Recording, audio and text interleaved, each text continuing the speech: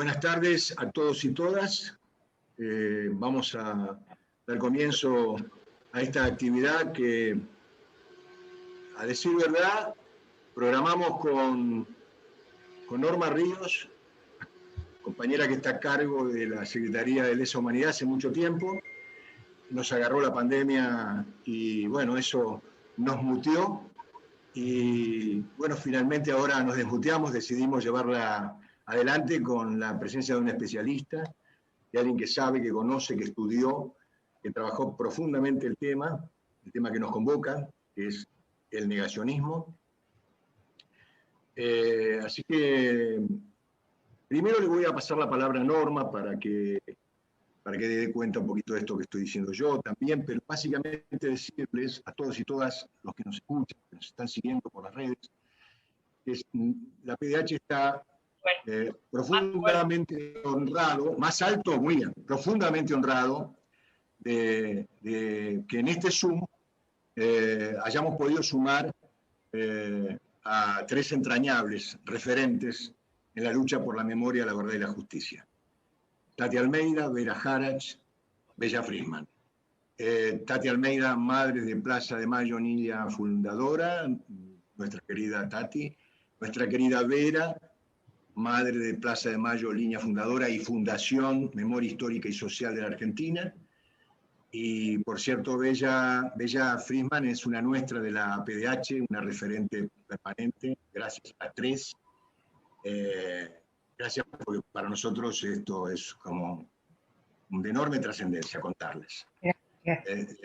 Así que, bueno, le paso la palabra a Norma, querida compañera también. Nos acompañan copresidentes de la PDH, la presidenta de la PDH Rosario, y nuestra invitada, que en realidad ya no es invitada porque es parte de la casa, integra el Consejo de Presidencia de la Asamblea Permanente por los Derechos Humanos desde diciembre pasado, Valeria Tuch. Después voy a hablar de ella y voy a hablar de lo que vamos a hablar para darle después el bien necesario que le permita tratar el tema. Norma. Bueno, gracias Eduardo. Yo dejé muy en claro que no iba a hablar demasiado de negacionismo porque no soy, me parece, la persona adecuada en este contexto. Realmente un saludo enorme a Tati, a Vera, a Bella por estar acá, por acompañarnos, a los presidentes y a Verónica, bueno, con la que obviamente más contacto tengo y que se hace mucho trabajo acá en común. Es un orgullo ir a hablar del Museo de la Memoria porque la PDH fue una organización que lo peleó y lo ganó, echando en su momento al genocida Cabanillas, que era comandante en jefe del segundo cuerpo de ejército, en actividad. Fue una larga lucha con escraches y peleas en la calle, porque de eso se trata en definitiva. Y por eso, por esa larga historia de las madres, de las abuelas, de los familiares, es que no tenemos a veces los conocimientos que necesitamos para hablar de negacionismo, pero guay de alguien que nos venga a decir que esto no pasó. Por eso me parece tan importante esta charla, porque cada vez más, y debido al tiempo que pasa, porque vamos haciendo historia, porque vamos haciendo teoría con la práctica, necesitamos que nos ayuden a explicarle a los más jóvenes, es decir, de qué se trata exactamente el negacionismo y cuál es la verdad histórica. Valeria Tuch es la única de los presentes que no conozco, pero bueno, sus antecedentes me han recontra convencido, como te darás cuenta, y tengo muchísimo interés en escucharla, como mucha gente, compañeros ahí de Rosario por lo menos y del resto del país, veo que estaban muy importantes. Así que dicho esto, y sin nada más para agregar, estamos esperando, sí, con mucho entusiasmo, que los dos consejos que faltan saquen la legislación sobre negacionismo que hemos hecho, y sí quiero dejar un poco aclarada una posición. Nosotros somos gente a veces un poco mala en Rosario. Nosotros entendemos que no hay que pegarle a nadie ni ponerlo preso por ser negacionista, pero sí entendemos que hay que parar este tipo de actitudes, sobre todo cuando vienen desde un presidente hacia abajo, como fue el caso de los gobiernos pasados, el gobierno pasado, y y que es peligroso, realmente peligroso, cuando eso está en boca de un comandante militar o de un gobernante, y mucho, pero mucho más peligroso, aunque parezca una contradicción, cuando está en boca de una directora de escuela. Dicho esto, hay que mandarlos a hacer cursos. Yo sé que les duele mucho que los mandemos a hacer cursos, ya con eso alcanza. Bueno, gracias y hasta luego, ya después por ahí. Gracias Norma. Les vamos a habilitar la palabra a estas tres referentes que nos acompañan, que nos da mucho gusto, además vuelvo a decir, tenerlas. Así que en el orden que quieran, Bella, ¿querés empezar? Te damos un minutito para que puedas expresarte, dar cuenta de lo que quieras con relación a este encuentro y a este tema. En primer lugar, buenas tardes a todas y a todos. Sobre este encuentro, agradecimiento, porque realmente es tan necesario el conocimiento de todos los vericuetos que tiene la justicia para poder usarlos, ¿no?, en favor de eso por lo que estamos luchando todo el tiempo, que es la memoria, la verdad y la justicia. Así que espero con muchas ansias la palabra de Valeria. Bienvenida, Valeria. Bueno, gracias a vos, Bella, gracias. Vera, te damos la palabra para que nos ilustres.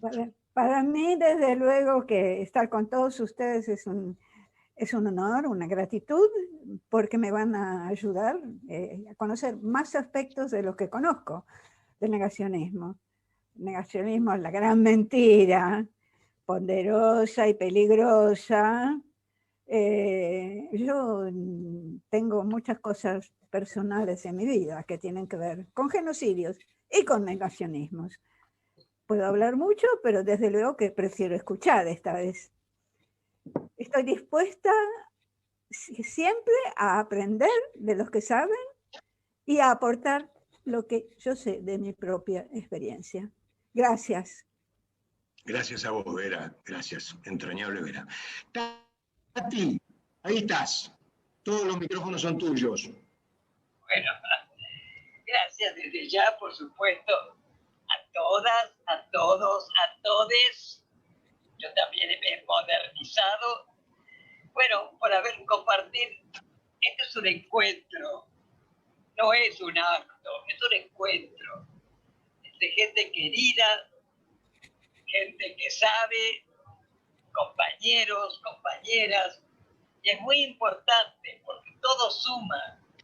Uno va todos los días, se dice que se aprenden 3 cosas. Bueno, yo creo que acá vamos a aprender más de 3 cosas. Y sinceramente, el negacionismo es realmente tremendo, lamentable, porque hay cosas que niegan, pero que son obvias, que son reales, que han ocurrido.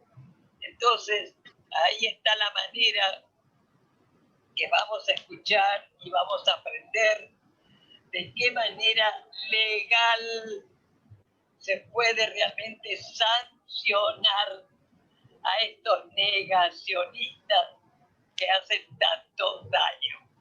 Así que a escuchar y a aprender. Muchas gracias. Gracias, queridísima Tati. Gracias, de verdad. Gracias a las 3. Muy honrados. Me toca a mí, yo me voy a tomar un par de minutitos y después le cedo la palabra a mi querida Valeria. Para los que defendieron este crimen, pido castigo. No quiero que me den la mano empapada con nuestra sangre. Pido castigo. No los quiero de embajadores, tampoco en su casa tranquilos. Los quiero ver aquí, juzgados en esta plaza, en este sitio. Quiero castigo. Este es un fragmento del poema de los enemigos de Pablo Neruda. Y así, Valeria Tus, a quien voy a presentar ya en breves segundos, introduce el tema del negacionismo. Así, ella abre su tesis doctoral en esa introducción con estos versos. Valeria Tuss es abogada, por cierto, y ahora me voy a permitir leer algunas de las cosas que es, más allá de que es una entrañable también para nosotros, una luchadora, una comprometida compañera en las mejores causas, por sobre todo aquellas que tienen que ver con los desposeídos y con los más vulnerados. Valeria es abogada, es egresada de la Facultad de Derecho de la Universidad de Buenos Aires, es doctora en Derecho Penal y magíster en Derecho Internacional de los Derechos Humanos por la UBA. Fue becaria de distintas investigaciones predoctorales en Ereván, Armenia, y en Barcelona, España. Es docente del Departamento de Derecho Penal y Criminología de la Facultad de Derecho de la UBA. Actualmente dicta en grado y posgrado el seminario Negacionismo y Derecho Penal. De eso vamos a hablar. Y es codirectora del proyecto de CID, Negacionismo y Derecho Penal, de la Secretaría de Investigación de esa facultad. Coordina el programa Justicia y Memoria y el seminario Los y las estudiantes vamos a los juicios, de la Secretaría de Extensión Universitaria y de Bienestar Estudiantil de esa Facultad de Derecho. Es representante titular por la UBA ante la Red Interuniversitaria de Derechos Humanos y la Red Interuniversitaria sobre Género, ambas del Consejo Interuniversitario Nacional.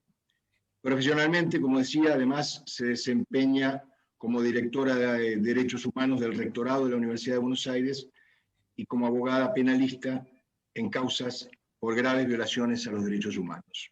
A mí me caben las generales de la ley con Valeria, porque además de haber transitado unos cuantos años compartiendo muchas cosas, tuve el honor de acompañarla a la defensa de su tesis doctoral y además de haber sido honrado en haber podido participar de ella. Para mí fue un aprendizaje y un lujo escucharla. Y voy a hacer un adelanto. Uno de los responsables del análisis, de la lectura y de la resolución sobre su tesis, quienes estaban a cargo del jurado, fue el doctor Daniel Rafecas, juez federal, y candidato a ser procurador, esperamos, próximo de la Procuración General de la Nación. El adelanto es que en un mes, el 26 de mayo, vamos a ver las dos posiciones no antagonizando, sino debatiendo. Vamos a convocarlo a Daniel y a Valeria para escucharlos en este mismo espacio, en un mes, porque sus miradas son diversas, muy respetadas las dos, y además entre ellos, por supuesto, además han conocido momentos de discusión y debate sobre esta temática. Este es un adelanto que le queríamos hacer y que queremos también compartir en un mes con ustedes. Ahora, Valeria Tuss, honrados de tenerte. Gracias, Valeria Tuss. Además, vuelvo a decir lo que dije antes, fuera de cámaras, diría un conductor televisivo. Valeria Tuss desde diciembre pasado integra el Consejo de Presidencia de la Asamblea Permanente por los Derechos Humanos, así que recontra bienvenida. Y hoy estás rodeada, me habías dicho que te iba a conmover mucho tener a estas mujeres entrañables y a estas compañías. Así que bueno, por ahí tengo algún disparador que quería por ahí tirar como para empezar. Y es básicamente si considerás que como para abrir la cancha, digamos, ¿no? A tirar un centro, diría un practicante futbolero. Si considerás que el negacionismo es una práctica al amparo de la libertad de expresión, o si se trata de una violación al deber de memoria y de verdad histórica.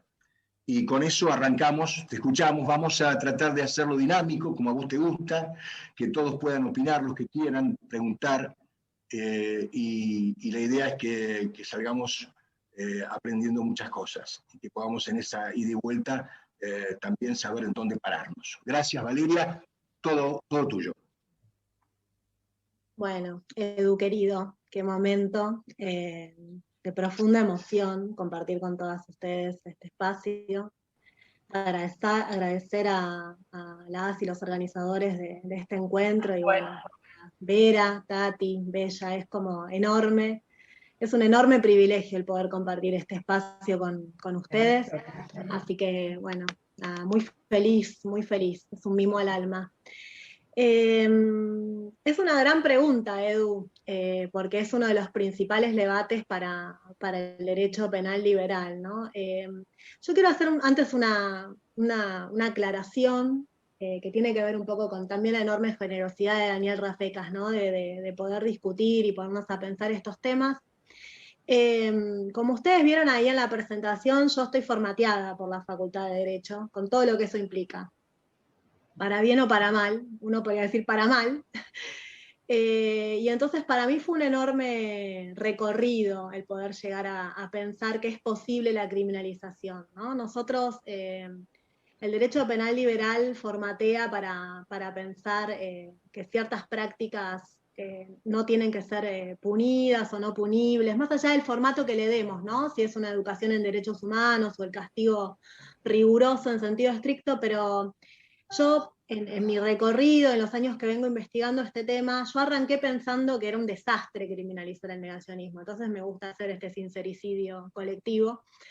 Y con los años, también por la experiencia litigante en los juicios de lesa, y por llevar a cientos de pibes y pibas de la Facultad de Derecho a participar de los juicios, me di cuenta que la justicia, o el derecho, no es lo mismo, ¿no? Pero bueno, pueden ser un escenario también de reparación, ¿no? Y que es un material ambivalente para la construcción en la memoria de la verdad y la justicia, y con los años fui cambiando esa posición que tiene que ver justamente con repensar la relación entre el derecho, las víctimas de los crímenes de Estado, la sociedad posgenocida, y entonces hice un viraje nodal, ¿no? De pensar que estaba mal a pensar que es posible.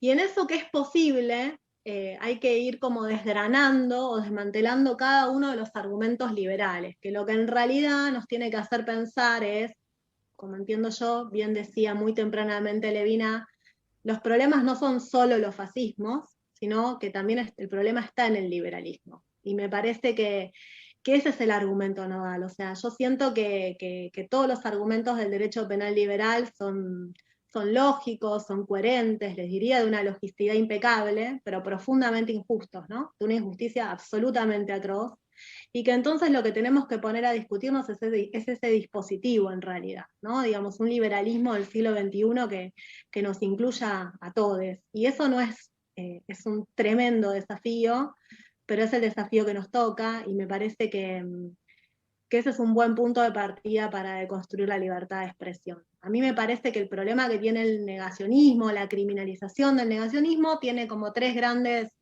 ¿no?, lugares comunes, y no digo comunes como poco fundados, sino comunes como clichés del argumento liberal, que es que el negacionismo atenta contra la libertad de expresión. Eso es parcialmente falso, que es un poco lo que yo quiero compartir con ustedes, que no hay lesividad penal y que desde el siglo XVII hicimos todo lo posible por separar los delitos de opinión, ¿no? Esta discusión entre la moral y el derecho, cuando sabemos que eso nunca ocurrió, ¿no? Que el Estado secularizado no llegó y que en todo caso fue una aspiración.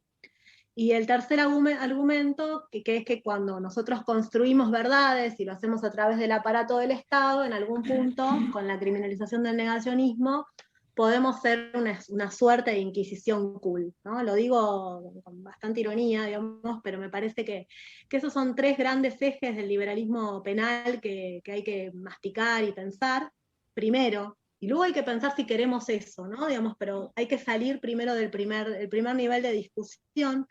A mí me parece que el problema que tiene la criminalización del negacionismo es que no salimos de ese nivel de discusión y no vamos a otras discusiones o a otros disparadores que quizás son más importantes una vez que uno pudo sortear como esos escollos para decidir la criminalización. Porque hay otros problemas, que si quieren después los vamos a conversar, luego de que hablemos de la libertad de expresión, que está bueno que los tengamos en mente, en el sentido de cómo se piensa el litigio estratégico, si conviene o no conviene en un sentido político criminalizar. Son otras las preguntas que a mí me interesa también poner en debate, pero para eso hay que sortear, ¿no? El liberalismo, ir como tratando de esquivarle o pensarlo con argumentos de época. Porque, bueno, como bien sabemos, el liberalismo, digamos, o el iluminismo penal es una aspiración, eso nunca ocurrió, ¿no? Y a mí lo que me parece como interesante de plantear es que quienes defienden, digamos, están muy en contra de la criminalización, hay como una defensa muy arraigada de algo que en definitiva nunca ocurrió, nunca terminó ocurriendo, ¿no? Digamos, ni desde Kant en adelante ocurrió, ¿no? Es toda una aspiración que es una construcción, es una entelequia, que está bien y que es una aspiración y que es el punto de piso, ¿no? De análisis y pensar, por supuesto es importante pensar que somos libres, que somos racionales, que somos iguales, pero la realidad es que no somos libres, no somos racionales y sobre todo no somos profundamente iguales. Y entonces me parece que esa es la tensión del liberalismo que nosotros tenemos que ponernos a pensar, ¿no? Y el liberalismo del siglo XXI tiene que atender a la igualdad, es urgente. Yo creo que si algo nos ha puesto en evidencia para quienes ya lo sabíamos, pero para todos en la pandemia, es las profundas desigualdades que atravesamos como sociedad. Y entonces la discusión va a ser cuánta libertad queremos y cuánta igualdad vamos a priorizar. Y me parece que es una discusión que nos inserta en un debate que es mucho más difícil incluso de responder o más profundo, y ahí es donde se inserta la discusión de la libertad de expresión. Yo creo que las libertades nos deberían dar vergüenza, ¿no? Hay algo ahí en el ejercicio irresponsable de nuestras libertades que exige un imperativo, un giro ético profundo y radical, y me parece que ahí, por ahí podemos pensar el negacionismo y la criminalización. No da lo mismo decir cualquier cosa en cualquier contexto, y me parece que es importante pensar estas cuestiones.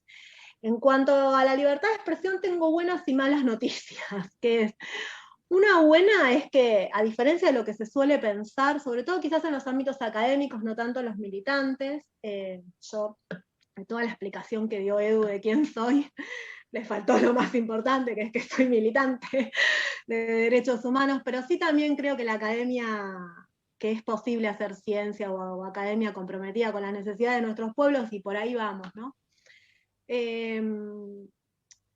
Hay como distintos modelos de libertad de expresión, y eso ya me parece un buen punto de partida, ¿no? Porque hay como una mirada de la libertad de expresión como que es unívoca, irrestricta, ilimitada, y eso es un solo modelo de la libertad de expresión.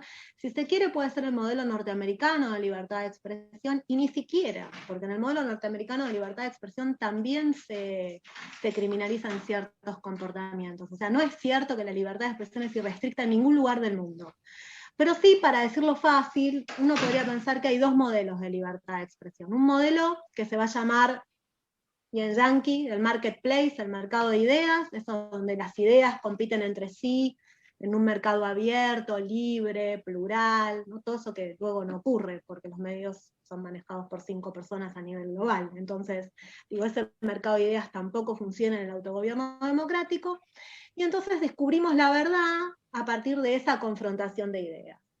Y hay otro modelo, para decirlo como en blanco y negro, tampoco son tan así, los modelos tienen matices, que es el modelo alemán, que se llama el modelo de democracia militante, que es un modelo en donde las expresiones pueden ser restringidas, ¿no? Digamos, o sea, no es un modelo de lo que se va a llamar la neutralidad de contenido, me interrumpen si ven que hay algo que no va, no se entiende y demás. Un modelo de neutralidad de contenido diferente, y que en el modelo de democracia militante justamente lo que va a decir es que nosotros tenemos que, una democracia debe ser militada, que uno no puede ser neutral frente a los contenidos y que es necesario militar por las democracias. Y entonces en ese modelo lo que más va a importar es la dignidad humana, y luego, como en otro segundo plano de derechos, la libertad de expresión. Entonces, ese modelo permite restringir los discursos negacionistas con mucha claridad, ¿no? Son como dos modelos en blanco y negro, y en el medio, todos los demás. Por eso me interesa marcar que el modelo de democracia militante alemán es interesante para pensar el negacionismo, pero también hay que decir, por eso les digo que no tengo siempre tan buenas noticias, que ese modelo generó una modificación de su constitución, ¿no? Entonces, la constitución alemana hizo una reforma para poner a la dignidad humana por sobre todo, y entonces el modelo de libertad de expresión no es un modelo de libertad preferida. Y entonces nosotros sí quizás tenemos un problema en Argentina, digamos, en el marco del sistema interamericano, que es más parecido al sistema de libertad de expresión norteamericano. Igual yo creo que se puede, pero me parece que es importante ponerlo en ejercicio o en discusión. Y después hay otras cuestiones, o sea, eso es como lo más sencillo, que es que nosotros tenemos distintos sistemas de protección de derechos humanos. Hay un sistema que es el sistema universal, hay otro sistema que es el sistema regional europeo, y hay otro sistema que es el sistema interamericano. En el sistema universal fuimos y venimos, digamos, durante mucho tiempo, por las observaciones generales de Naciones Unidas, se planteaba que era posible restringir, digamos, la libertad de expresión en los discursos negacionistas, y del 2011 para acá, desde la libertad de expresión, se piensa que no. Entonces también me parece que es importante tener toda esta información para tomar las decisiones que querramos tomar, pero saber cómo es el escenario global. Entonces hay una tendencia a no restringir la libertad de expresión, o sea, desde lo que es las relatorías de libertad de expresión a pensar que está mal restringir los discursos negacionistas.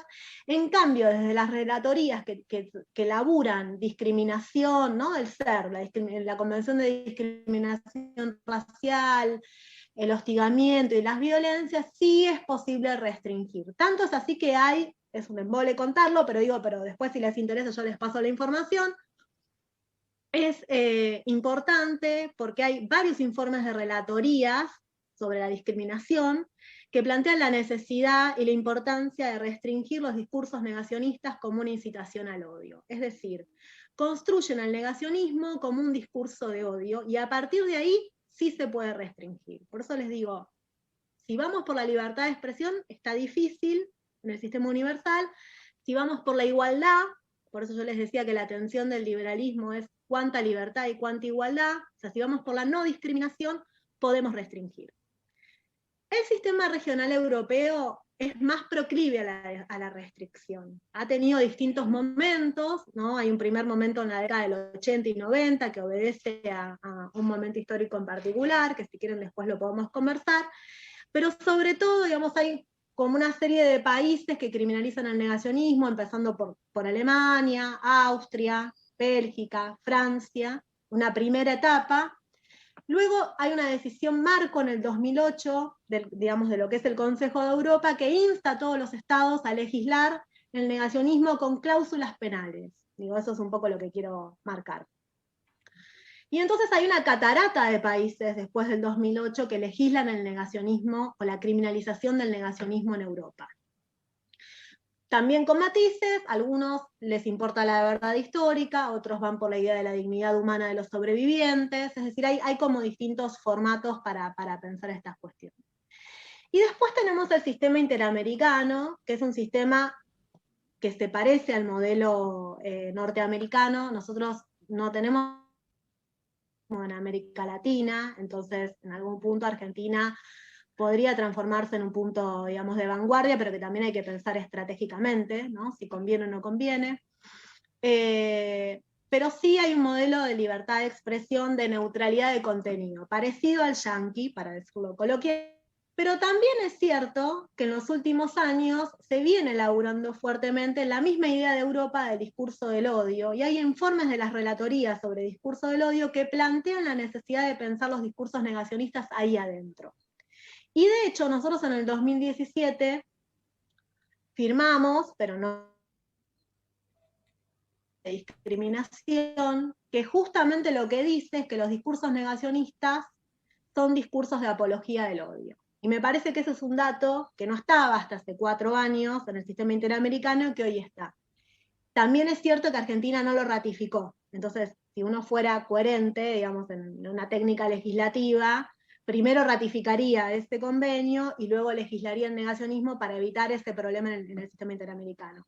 Es paradójico porque Uruguay sí ratificó es una convención contra la discriminación racial, la intolerancia. Yo después les paso, se firmó en Guatemala en el 2017, les paso la información.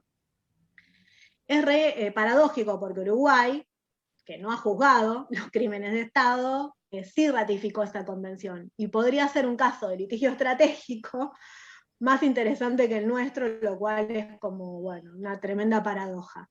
Digamos. Pero digo para que también tengamos en cuenta los matices, o sea, no es cierto que no se puede criminalizar, en el sentido nodal de decir la libertad de expresión no se puede tocar, eso no es global, pero por otro lado es, ojo, porque para que pueda ser criminalizado, tiene que haber una incitación al odio subyacente. No es que la sola negación para el derecho internacional permite la restricción de la libertad de expresión. Podemos no estar de acuerdo con esta idea, digamos, pero digo, para que tengamos en cuenta el escenario. Entonces, a la pregunta, yo creo que es posible restringir la libertad de expresión entendiéndola con la no discriminación. Si vamos por la verdad histórica, que yo creo que como argentinos, digamos, y por nuestra propia historia en general vamos a querer ir por ahí, vamos a tener un problema con el sistema liberal. Digo como estrategia política, digo, no más allá de, digamos, después podemos ir por donde queramos. Me parece que hay algo ahí que uno puede trabajar en conjunto y pensar desde qué vuelta darle para poder sortear el problema de la criminalización de la libertad de expresión. Así que a tu primera pregunta, Edu, si querés profundizo, pero me parece que como disparador.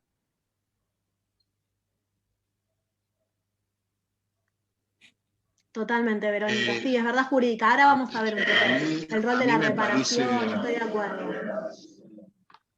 Perdón, no. A mí me parece que está muy claro. Por cierto, hay una cantidad de requerimientos que estamos recibiendo.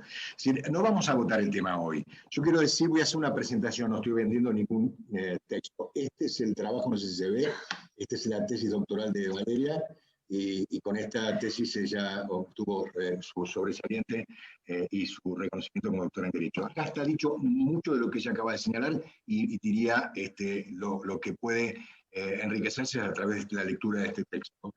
Cuando uno quiere saber más sobre lo que significa el negacionismo y cómo enfrentarlo, cómo combatirlo.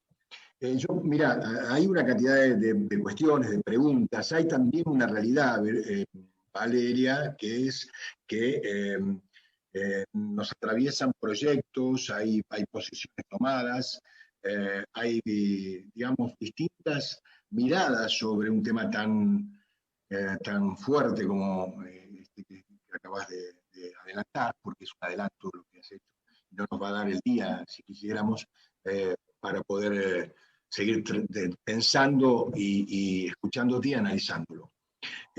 Así que me gustaría, en principio, algo que puedas decir sobre algunas de las experiencias que conoces de los proyectos, y después me gustaría también cederle la palabra a Verónica, que ella ha trabajado el tema y que, bueno, yo te adelanté también algo de eso, que es un poco lo que queremos de alguna manera descifrar entre todos.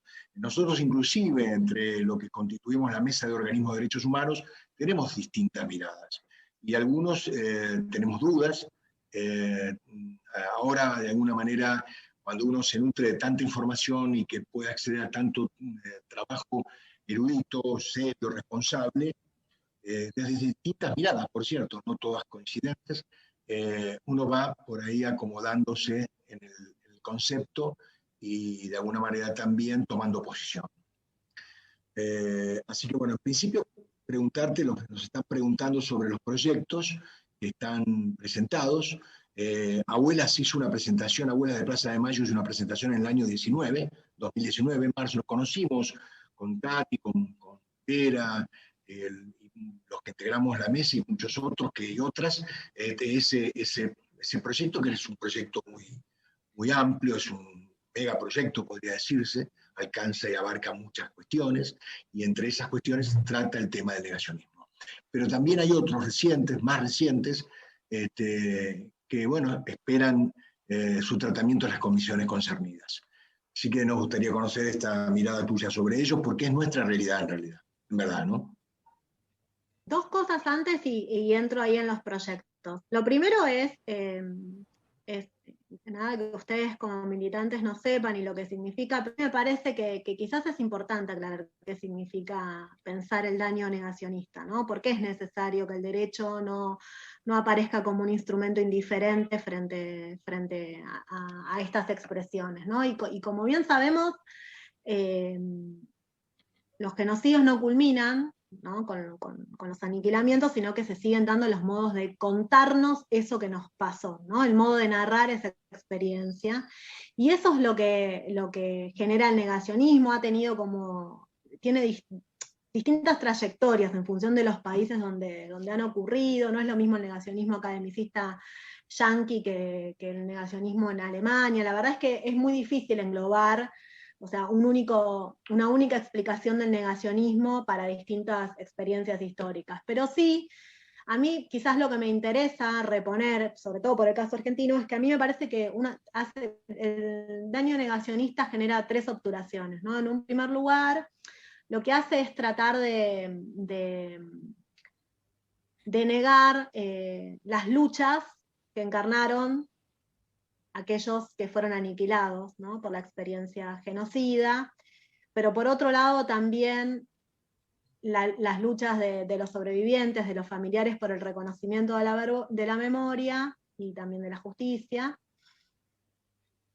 pero también las políticas estatales de reconocimiento. Es decir, el negacionismo trabaja sobre 3 ejes nodales, que es primero no recordar las luchas, cómo eran las relaciones sociales previas al aniquilamiento, es decir, qué sociedad éramos y qué sociedad somos, ¿no? El objetivo negacionista es mucho más profundo, es un propósito político, digamos, no es solamente negar la cantidad de víctimas en un sentido de la literalidad, ¿no? Es el significante político de negar esa cantidad de víctimas. Entonces me parece que quizás es importante entender la gravedad de estos comportamientos, no solo por la afectación o la ofensa particular de los sobrevivientes y de los familiares, que no es un tema menor y que eso ha fundado, por ejemplo, en Francia es el argumento para criminalizar la dignidad humana de los sobrevivientes, no tanto la verdad,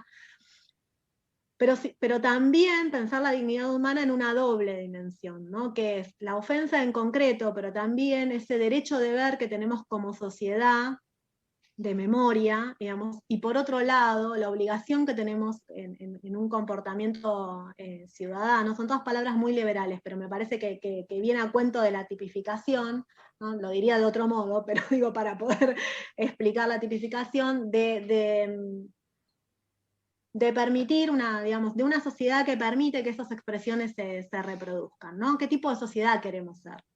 Digamos, y ahí hay algo que no es solamente la ofensa concreta a los sobrevivientes y a los familiares, sino el tipo de sociedad que queremos ser.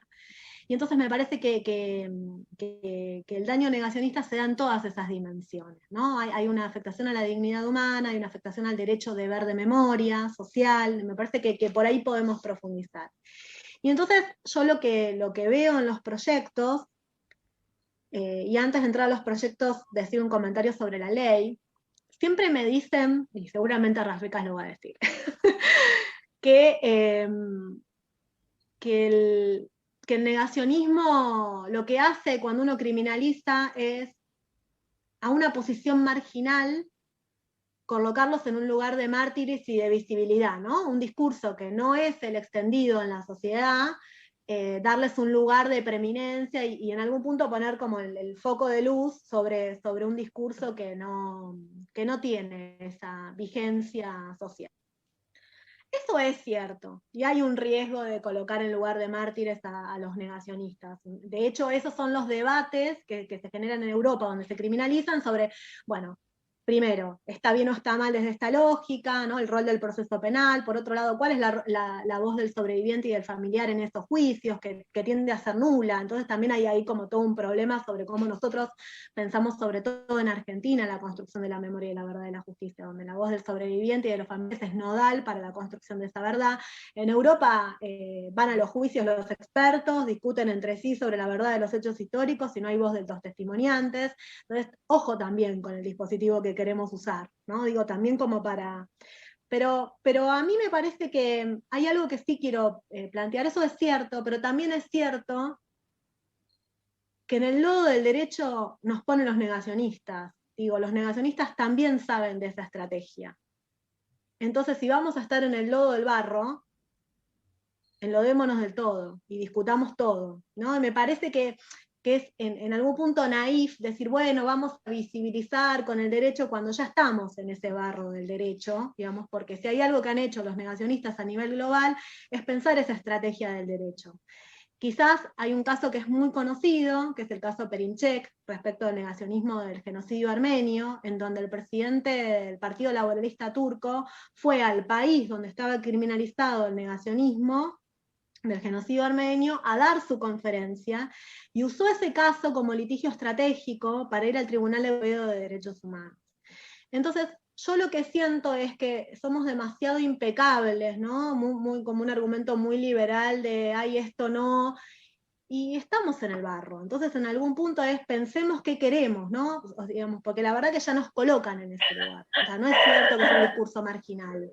Es un discurso marginal para la realidad argentina, ¿no? Yo creo que sobre todo el 2x1, ¿no? Esta plaza del 2x1 fue una plaza enorme para pensar nuestro nunca más, pero también es cierto que las estrategias negacionistas no son de personas improvisadas, ¿no? Son estrategias políticas. Ojo, también como digo esto, somos rigurosos y que no sea cosa que porque legislamos mal, termine yendo pando a la Corte Interamericana de Derechos Humanos y le dé razón la Corte Interamericana de Derechos Humanos, ¿no? Digo, entonces, también pensemos lo mejor. Entonces, en esto de los proyectos, a mí todos tienen alguna cosa que me parece todos me parecen un enorme hallazgo en el sentido de poder pensar estas cuestiones. Algunos me parece que tienen algún déficit en la técnica legislativa, no vamos a ahondar, digamos, o sea, es algo que me pregunten puntualmente tal o cual. Sí, pensar como las líneas, ¿no? Digamos, hay proyectos que lo que plantean es la construcción de la verdad, ¿no? Hay otros proyectos que van por la dignidad humana.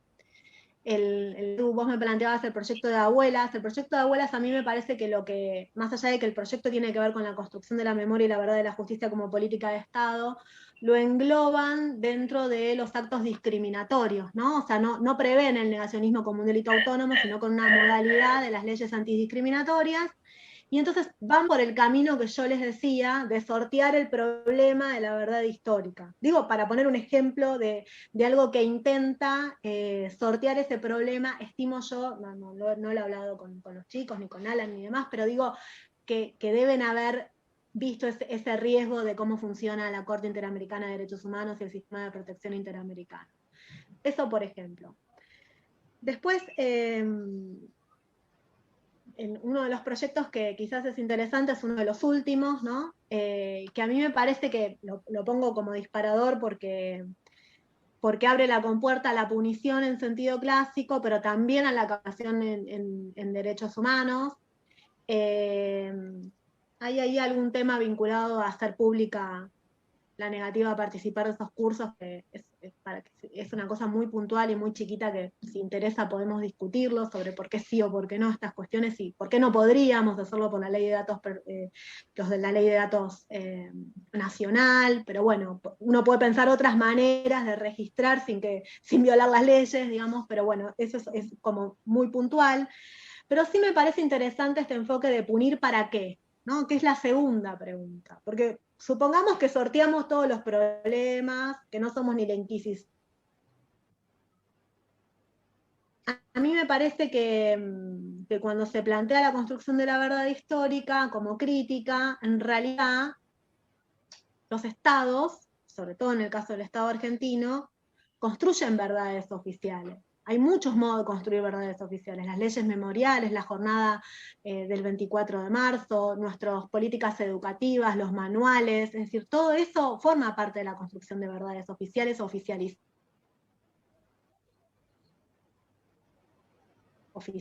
El problema es el recurso al derecho penal, ¿no? Y a la punición frente a estas verdades, ¿no? Porque me parece que digamos, los argumentos son como muy sencillos, ¿no? Bueno, entonces sos la Inquisición porque construís una verdad oficial. No, yo ya construyo verdades oficiales. Cuando reconozco la existencia del genocidio armenio por una ley en Argentina, estoy construyendo una verdad oficial. Y por suerte construyo verdades oficiales con políticas de derechos humanos. Entonces el problema no es ese, el problema es si quiero o no usar el recurso penal. O sea, si voy a usar el garrote para ver estos comportamientos. Entonces ahí me parece que algunos proyectos abren la compuerta a otras discusiones que tienen que ver con si queremos castigar o en algún punto queremos una capacitación en derechos humanos, si esa capacitación tiene que ser obligatoria o no, hay todo un debate, es decir, eso en general, yo lo decía antes de que arranquemos, tiene mucho que ver con las estrategias feministas y cómo fue pensada, digamos, la ley Micaela y demás, pero también es importante ver que ese recorrido también tiene debates, ¿no? Digamos, y que ha habido planteos judiciales respecto de la obligatoriedad en los cursos de perspectiva de género. Entonces, toda esa información nos sirve para pensar una mejor estrategia. Entonces, me parece que hay como, sorteado el primer problema, hay que ponernos a pensar para qué, ¿no? O sea, una ley penal, ¿para qué? ¿Qué es lo que queremos lograr con esto? Y entonces ahí vamos a ir viendo, por eso los proyectos tienen matices, o sea, hay algunas cuestiones sobre cómo consideran las faltas y demás, sobre las faltas graves, sobre todo quienes no forman parte de la capacitación obligatoria, tengan presente que eso implica en un régimen administrativo la cesantía y la suspensión, entonces hay que pensar la proporcionalidad. Digo, ¿es más grave no hacer el curso, digamos, la falta por no haber hecho el curso, o es más grave negar un genocidio? Entonces hay cosas que hay que pulir en los proyectos, como sugerencia, digamos, que después podemos verlos hoy no, obvio, ¿no? Pero uno por uno, digamos, para pensar, pero me parece que la primera pregunta es, ¿tenemos la libertad de expresión? Sí, ¿por qué camino? ¿Por qué es una restricción? Está claro que es una restricción. El tema es que no es una restricción prohibida. Entonces, ¿por qué camino? Segundo, ¿construimos verdades? Sí, construimos verdades. ¿Está mal? No.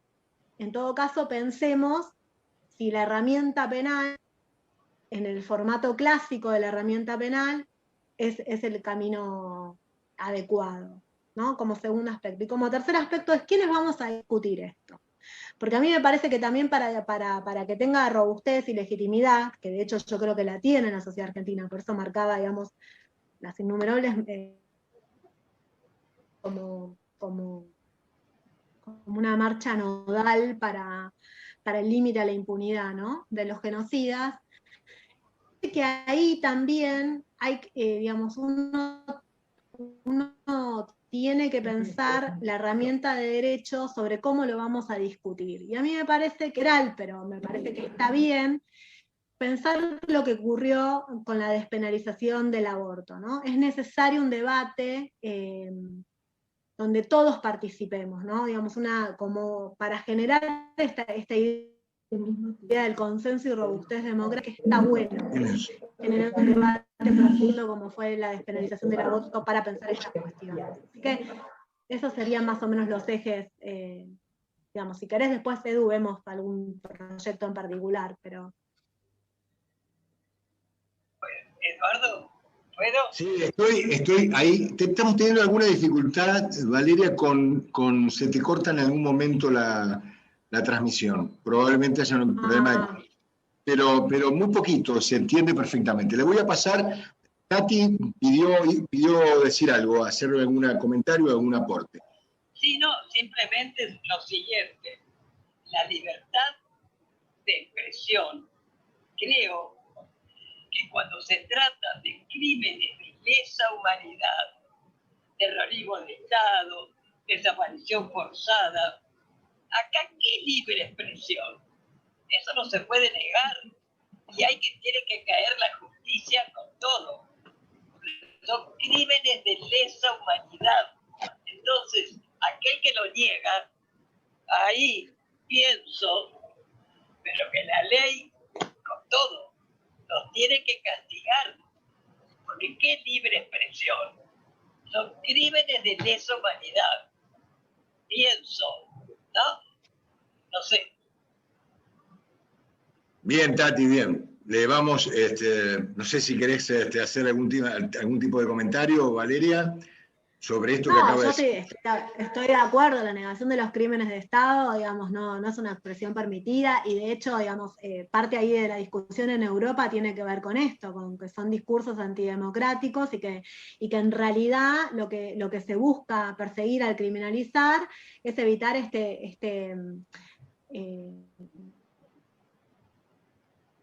Es como un ataque al formato de las democracias consensuales europeas después de la experiencia del nazismo. Es un ataque nodal a la propia estructura democrática, digamos, europea, más allá de lo que pensemos de las democracias consensuales occidentales. Pero digo, el ataque es profundo, y por eso, por ejemplo, en Europa, Tati, la cláusula que rige es lo que se llama la cláusula del abuso de derecho, que es que estas expresiones, la negación del Holocausto en Europa, es una expresión prohibida. No me pongo a discutir ni lo que se llama el margen de apreciación nacional, que sí ocurre con la negación de otros genocidios. No me pongo a discutir ni quién lo dijo, ni cuándo lo dijo, si el público eran 3 o 4, si lo difundió en los medios de comunicación o no. Es decir, no busco ciertos elementos que sí se buscan para la negación de otros genocidios, que después, si les interesa, es el plan de acción de Rabat, o sea, sobre cuáles son los estándares para pensar que un discurso sea prohibido para la libertad de expresión cuando lo que se niegan son otros genocidios que no sean el Holocausto, ¿no? Porque también ahí hay una desigualdad muy marcada en Europa respecto de cuál sea la negación, si es del Holocausto o de otros genocidios, cómo resuelve el Tribunal Europeo de Derechos Humanos. Pero el argumento es ese. El argumento es que son discursos antidemocráticos. En Europa se piensa así. Bien, no sé si hay alguien de los que estamos dentro del Zoom, sí, por supuesto, Verónica, ahí vas a tener un lugar destacadísimo para poder hacer las preguntas y los planteos que quieras. Muchas gracias. En primer lugar, que coincido con el énfasis y la opinión compartida desde nuestra fibra militante con Tati Almeida, y lo que quería remarcar y agregar a todo lo dicho por Valeria es, cuando hablamos de libertad de expresión, además de lo que dijo Tati, de crímenes de lesa humanidad imprescriptibles, delito de desaparición forzada de personas, con un delito continuo, que hasta que ese resto de esa persona no aparece, se sigue cometiendo todos los días de la vida de los sobrevivientes y de los que seguimos buscando, además de los 300 nietos desaparecidos que sabemos que están con su identidad fraguada. Cuando hablamos de libertad de expresión, acá hay algo que no se dijo. No hablamos de apología del delito, y hubo claros ejemplos en todo el país, en todas las provincias, y sobre todo acá en Rosario, que Norma lo dijo al principio, Norma Ríos, mi compañera, cuando habla de lo que pasó con una directora del colegio, ¿no? Una directora del colegio que en su Facebook publica una imagen con un Ford Falcon verde, más allá de quiénes sean los personajes que estaban dentro del Falcon, simulando un secuestro, una detención forzada. Más allá de eso, cuando a mí me ponen en la balanza la libertad de expresión contra una apología de delito clara y contundente, el resto de los argumentos, la verdad que yo no tengo ganas de ser tan democrática y pensar y tener un consenso. Hay un código penal, lo tenemos un montón de legislación, ya sea nacional e internacional, la tenemos. Creo que lo que falta es decisión política. Creo que lo que falta es decisión política, y no se trata de que si somos más buenos o somos más malos porque decidimos tener un garrote o no garrote. No es garrote, es la ley, y hay que hacerla cumplir. Las tenemos las herramientas, pero no hay decisión política. Simplemente eso. ¿Puedo decir algo? Por supuesto, Vera. Bueno, ante todo, libertad de expresión tiene que ver también con lo que expresa cada uno. A mí me tocó, me atreví a hablar con la Merkel, ustedes lo saben. Justamente hablando de negacionismo, y la reacción hubo una reacción de ella en Alemania. Reconoció que eran 30.000 los desaparecidos, porque lo escuchó con una voz fuerte, y habló de negacionismo. Ahora, me parece que toda esta charla es muy profunda, tiene que ver con la justicia, ante todo. Yo veo acá el aspecto legal. Y acá, bueno, en la Argentina hubo juicios, tardaron, fue difícil. los hay, siguen los juicios. En Europa no sucedió así.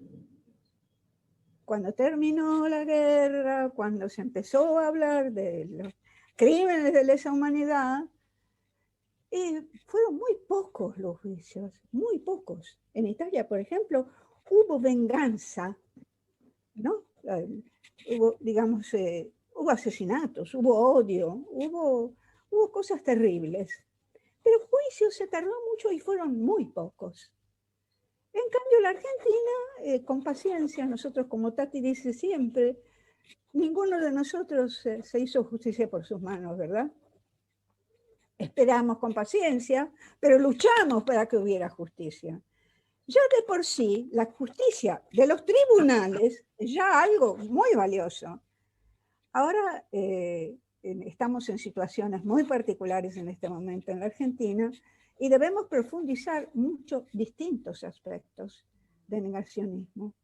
El negacionismo es una gran mentira, muy peligrosa, que puede traer tremendas consecuencias, ¿verdad? Hay en este momento quien lo está provocando. Así que esta reunión, esta charla, y que va a seguir seguramente, es muy importante. Pero con respecto, digamos, a los genocidios, yo viví 2 en directa. Y un tercero lo heredé de mi madre, que es justamente el genocidio armenio. Ese no fue nunca realmente juzgado. Nunca. Y se lo merecería. Turquía está actuando de una manera muy complicada, llena de vericuetos. O sea que creo que todo esto habría que profundizarlo.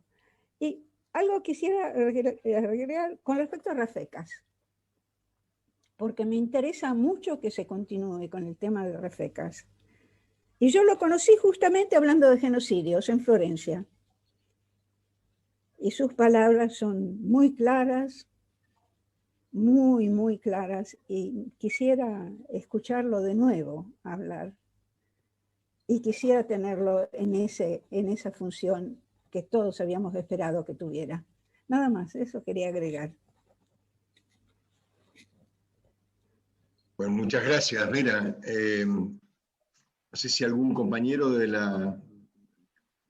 Zoom quiera preguntar algo, porque tenemos algunas preguntas. Sí, como no, Norma, estás ya habilitada. Yo quería 2 cosas.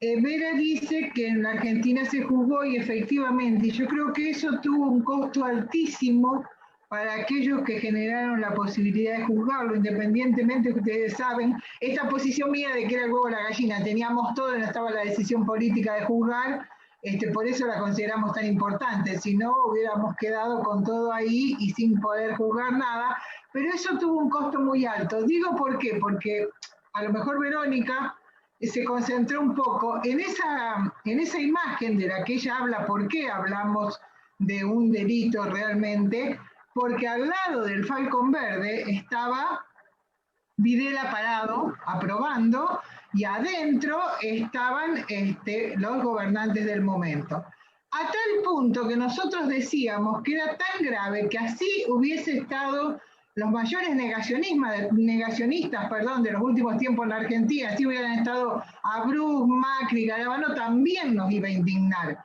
Porque nosotros no estamos en contra de algo cuando según la cara. Estamos en contra de ese delito de negacionismo porque era realmente doloroso. Pero no podemos dejar de ver que realmente fue el gobierno que gestó la posibilidad de juicio y castigo el que pagó el costo tan alto. Y yo pensaba, cuando ustedes hablaban, que eso lo vimos cuando en el debate, por ejemplo, para elegir presidente en el 2019, si nosotros vemos, la mayoría de los presidentes eran realmente de derecha fascistas.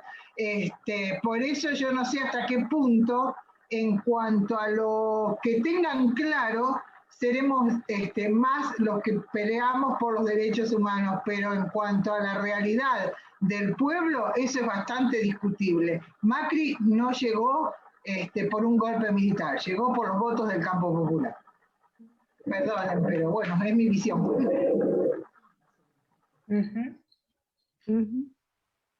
También pueden hacer preguntas, además, compañeras, compañeros, compañeres. No sé si Bella querés hacer algún aporte, Guillermo, lo que quieran, por favor, ni lo duden. Yo tengo acá algunas preguntas dirigidas a Valeria Tus, y son muy puntuales. Adelante, Guillermo. Sí, brevemente dos reflexiones muy cortitas. La primera, que siempre la necesidad de valorizar la militancia de la memoria. Primo Levi, que ha estudiado mucho estas cuestiones, tiene un texto en el cual alude a un proverbio alemán que dice: los hechos moralmente imposibles no existen. Un hecho moralmente imposible no existe. Un genocidio es un hecho moralmente imposible. Entonces, para la comunidad, para quien no es víctima, ese hecho no existe. La única manera de hacerlo existir, ese hecho, para la comunidad, es la militancia de la memoria, es traerlo a la luz. Y por eso esta admiración que nosotros en todo momento profesamos con las madres y con los organismos y con todo, con las madres como el prototipo de esta lucha, ¿no? De modo que esta es una cuestión que me parece que nosotros arrancamos desde un piso, ¿no es cierto? Desde un piso muy bajo. Arrancamos frente a algo que es muy difícil convencer a la sociedad que sucedió, porque la crueldad de un genocidio hace que se lo tenga como un hecho que no puede suceder. Así que esta reflexión como un homenaje a quienes nos han marcado este camino de memoria y de lucha en esto. Lo segundo que quiero decir es que cuando Valeria con toda pertinencia se pregunta sancionar para qué, ¿no? A mí me parece que el tema de la sanción es necesario, más allá de lo punitivo, más allá si le doy cárcel, si lo mando a hacer un curso o si le impongo una multa. Pero una sanción implica el consenso social de repudiar una conducta.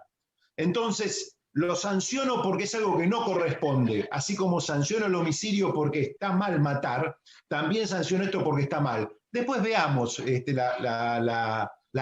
la punición, ¿no? Si le doy cárcel, si le doy multas. Y la tercera cosa que quiero decir, que para mí sería algo por donde encarar a este tema. Esto, en un primer momento, yo creo que una de las posibilidades es que este sea un delito, el de la negación, de sujeto calificado.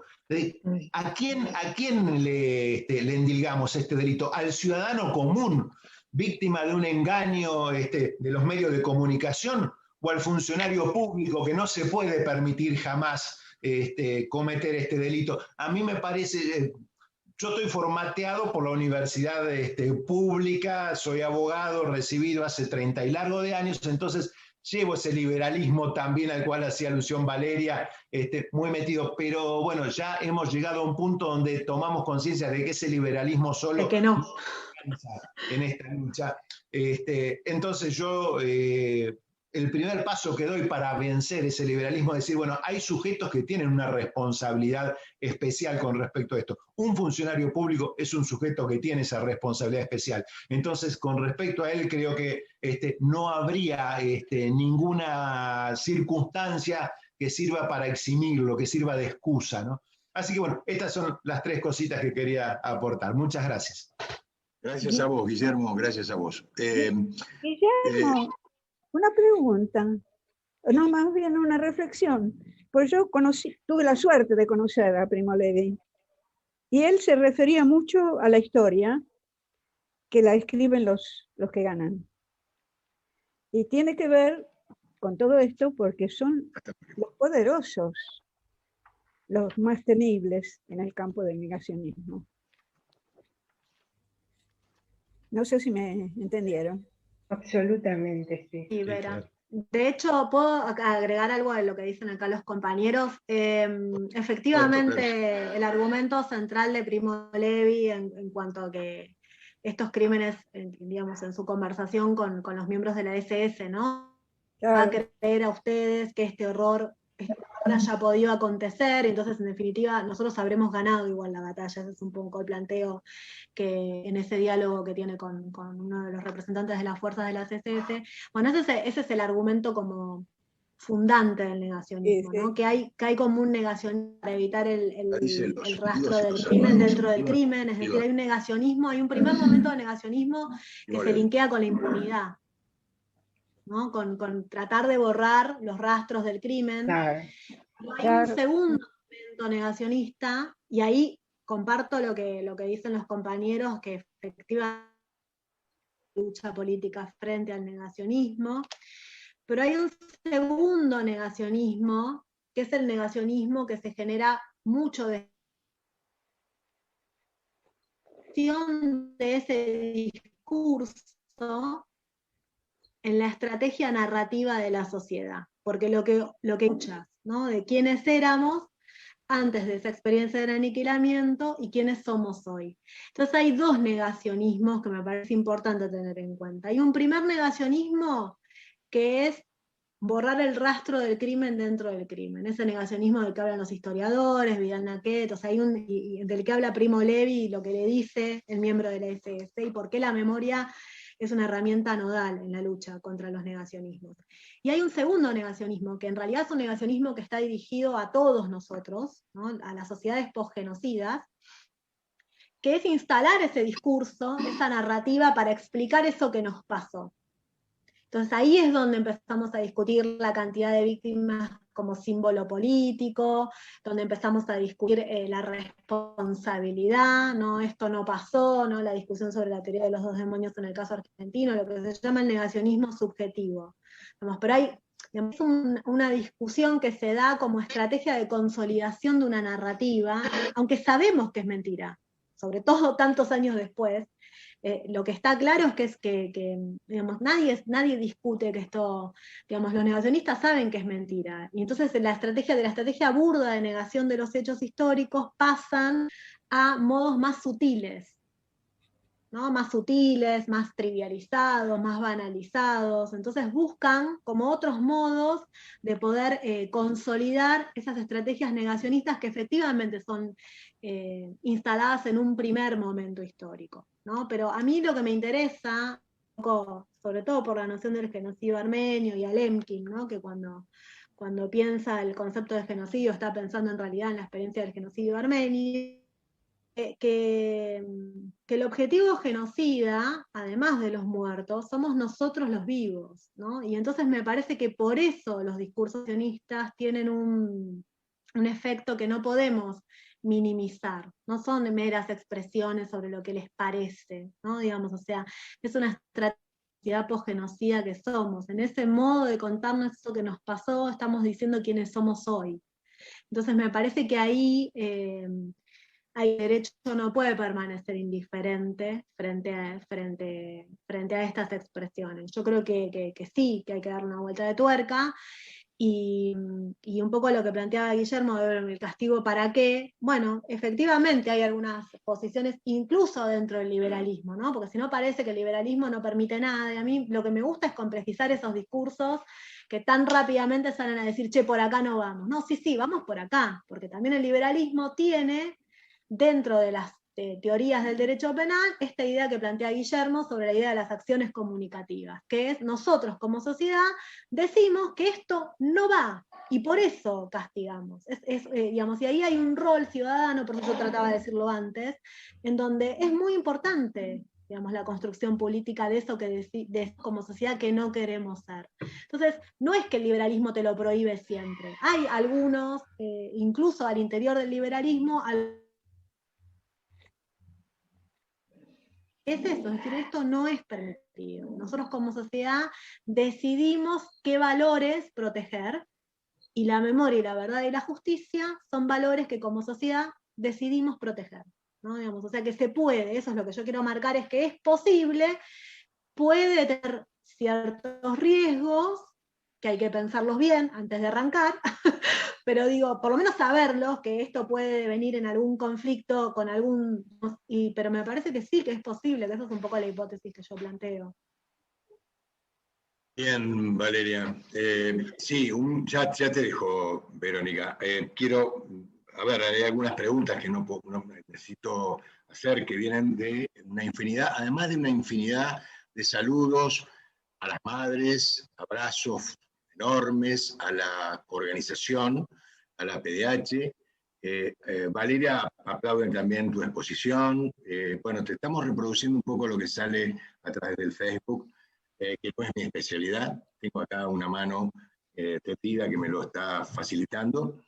Por ejemplo, hay una pregunta que dice, sí, efectivamente, y me parece importante, porque en algún momento vos hiciste mención a eso, si es el derecho penal el instrumento idóneo para prevenir las prácticas negacionistas.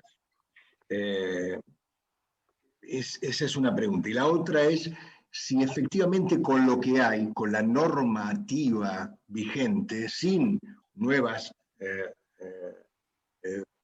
preceptos, sin otras, a debatir y a discutir, lo que llevaría un tiempo, por cierto, hasta que lleguen a ser efectivamente promulgadas, se puede sancionar hoy en la Argentina el negacionismo. En esas dos nos quedamos y después habilitamos para que Verónica pueda plantear o preguntar. Bueno, entro por la última, que Verónica un poco ya lo planteó. Efectivamente, digamos, hay otros tipos penales que podrían englobar el negacionismo, que tienen que ver con la apología del delito. Lo que sí me interesa remarcar ahí es que hay como todo un debate en donde la apología del delito, además de que tiene que ser directa, dolosa, bueno, un montón de cosas del tipismo penal, igual en el caso argentino, como los negacionismos son burdos y violentos, podríamos perfectamente, digamos, pero yo lo que pienso son en los negacionismos no más refinados porque sean, digamos, sino porque tienen como más estrategia discursiva, que tienen durante 50 años estuvieron en Europa para hacerlo. Ahí hay un problema, porque no alcanza, la apología del delito no alcanzaría, en sentido abstracto, a las negaciones, lo que se llaman las negaciones simples, ¿no? Una negación que no sea una incitación a la violencia, que no sea violenta, que no sea burda, digamos. Entonces, ojo, porque eso, de hecho, se discutió y en España fueron para atrás en la criminalización del negacionismo, y entonces quedan como fuera de protección las negaciones simples. Entonces, es cierto que nosotros tenemos la posibilidad de la apología del delito, pero el delito no contempla la simple negación de la ocurrencia del hecho histórico.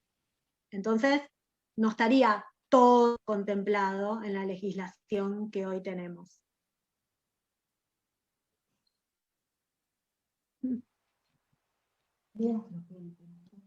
¿Se cortó? No, te he escuchado. No, porque se me congelaron ustedes y dije a ver si... Y la pregunta de si es idóneo, bueno, esa es la pregunta del millón, digamos, o sea, si es la estrategia que mejor nos va a servir para la consolidación de la memoria.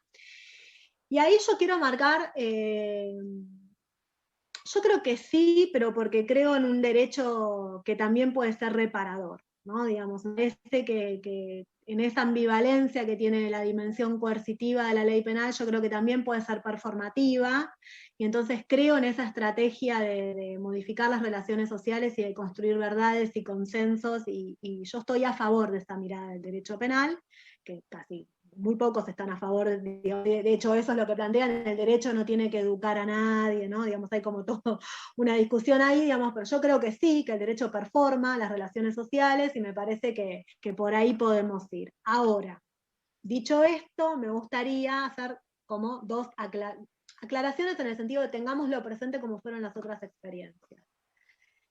En muchas experiencias históricas, lo que terminó pasando con el negacionismo, y tengámoslo presente para no repetirlo, es, no se olviden que nosotros decidimos, digo, como pueblo, a través del poder legislativo, criminalizar, y luego lo aplican los jueces que tenemos,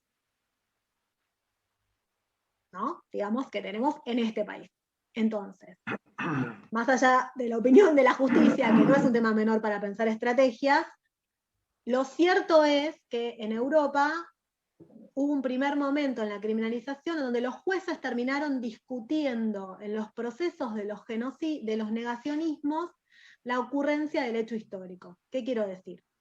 En vez de discutir, criminalizar a un negacionista, generalmente academicistas, terminaban discutiendo si el Holocausto había ocurrido o no había ocurrido.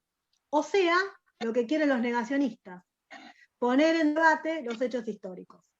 Entonces, ojo, porque por supuesto se puede resolver, y de hecho se resolvió en Europa, pero hay que tener como presupuesto de base la hipótesis acusatoria. La hipótesis acusatoria del negacionismo es discutir la negación, es decir, la difusión de las expresiones negacionistas.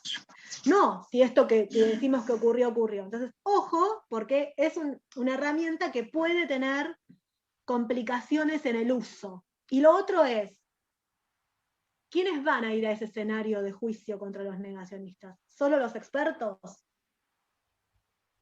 Entonces van todos los historiadores a... ¿Los sobrevivientes no hablan? No. Esa es otra discusión que hay que dar, digamos, sobre qué queremos como estrategia en la construcción de la memoria y la verdad de la justicia. Porque esos dos problemas se dieron en los juicios contra los negacionistas en Europa. Y me parece que está bueno que ya que lo vienen haciendo hace un montón de años, con la mirada que tiene Vera, entre otras cosas porque no juzgaron lo que había que juzgar, pero digo, al margen de eso, sí ver cómo fue la estrategia y qué problemas hubo para tener en cuenta en el piso sobre si es idóneo o no es idóneo. Sí, idóneo es. El punto es si es lo que nos conviene, digamos, si es estratégico. O sea, se puede recurrir al derecho penal. Y el derecho penal puede ser reparador, y yo creo en ese modelo de derecho penal. Los liberales del liberalismo penal no creen en el derecho penal, no está para eso, está para la correcta condenación y nada más.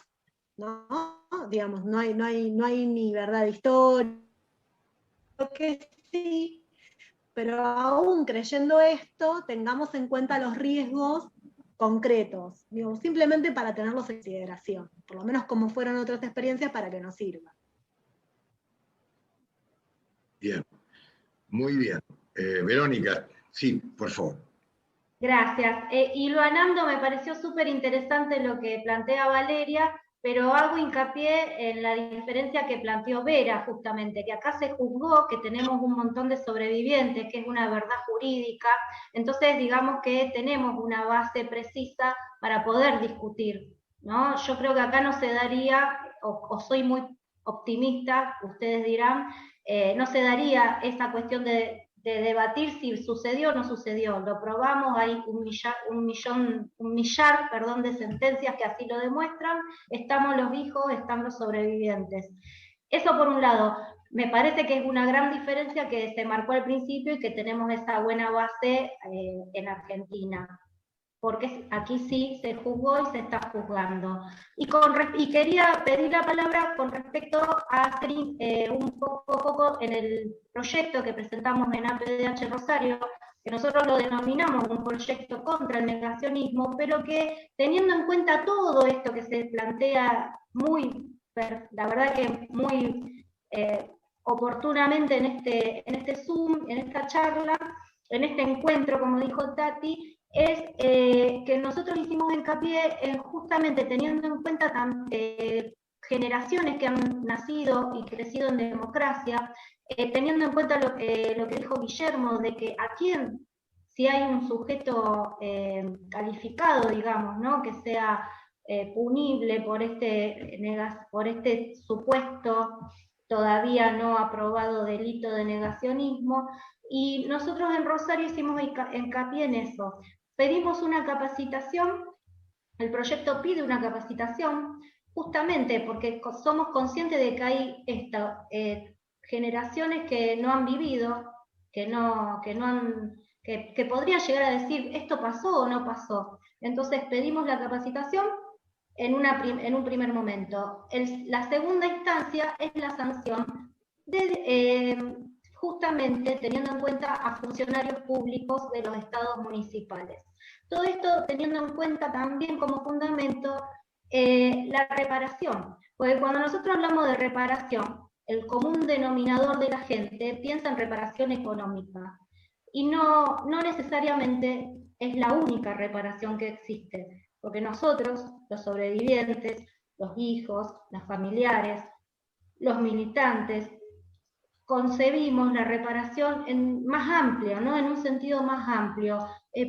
Para mí, reparación es que los políticos dejen de chicanearse cada vez que hay una campaña política con temas de negacionismo. Por ejemplo, lo hemos planteado con Norma cuando tuvimos la oportunidad de defender el proyecto ante concejales de la ciudad de Villa Gobernador Gálvez, que es donde se aprobó lo que presentamos, porque es así, porque eso es reparar, ¿no? Es no revictimizar, no hacer doler y no afectar la dignidad de los sobrevivientes, de los familiares, de los hijos y de toda la sociedad, que hicimos un pacto, ¿no?, democrático, y dijimos nunca más.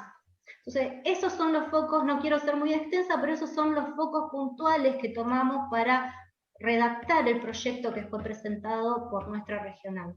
Gracias. Gracias, Verónica. Muy bien. No puedo comentar algo porque, Vero, lo vi el proyecto. Digamos, quiero hacer como dos comentarios generales.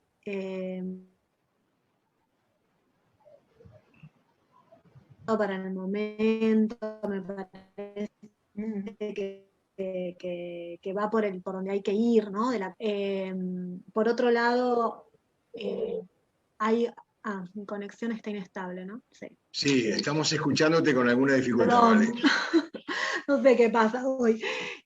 Bueno, síntesis, entonces, para que igual después cualquier cosa los compañeros Rosario lo charlamos. Pero hay algo que me pareció muy interesante del proyecto, es que ustedes toman una modalidad que es pensar en todos los delitos de genocidio, crímenes de lesa humanidad, crímenes de guerra, o sea, en el formato de crímenes internacionales de la Corte Penal Internacional. Y eso es súper interesante porque es más amplio, ¿no? Digamos, uno ahí podría incorporar otras cuestiones además de lo que discutimos en el caso argentino. O sea que me parece como de una técnica penal, nada, me pareció como excelente, y también la mirada de la capacitación en derechos humanos. Después, si quieren, dos comentarios menores que tienen que ver con la discusión sobre el registro público, ¿no? Digamos que también lo vi, que yo estoy de acuerdo conceptualmente, pero quiero hacerles algunas advertencias técnicas sobre esta ley de datos, de protección de datos, y por qué podríamos o no podríamos hacer eso, y entonces que podemos pensar una estrategia que tenga el mismo efecto, pero que sorteemos el problema de constitucionalidad al divino botón. Pero eso después, si quieren, compañeros, lo charlamos en otro momento. Pero me pareció como muy interesante, y también en tema de la proporcionalidad, es falta grave el negacionismo, y entonces es igual de grave no hacer el curso. Podemos decidir que sí, pero nada, todos comentarios menores para conversar si tienen ganas. Bien. Acá llegan otras preguntas, algunas, hay muchas cosas que se plantean, nos llevaría el día, la noche, tampoco es el caso, habrá otra ocasión seguramente, pero algunos hacen alguna referencia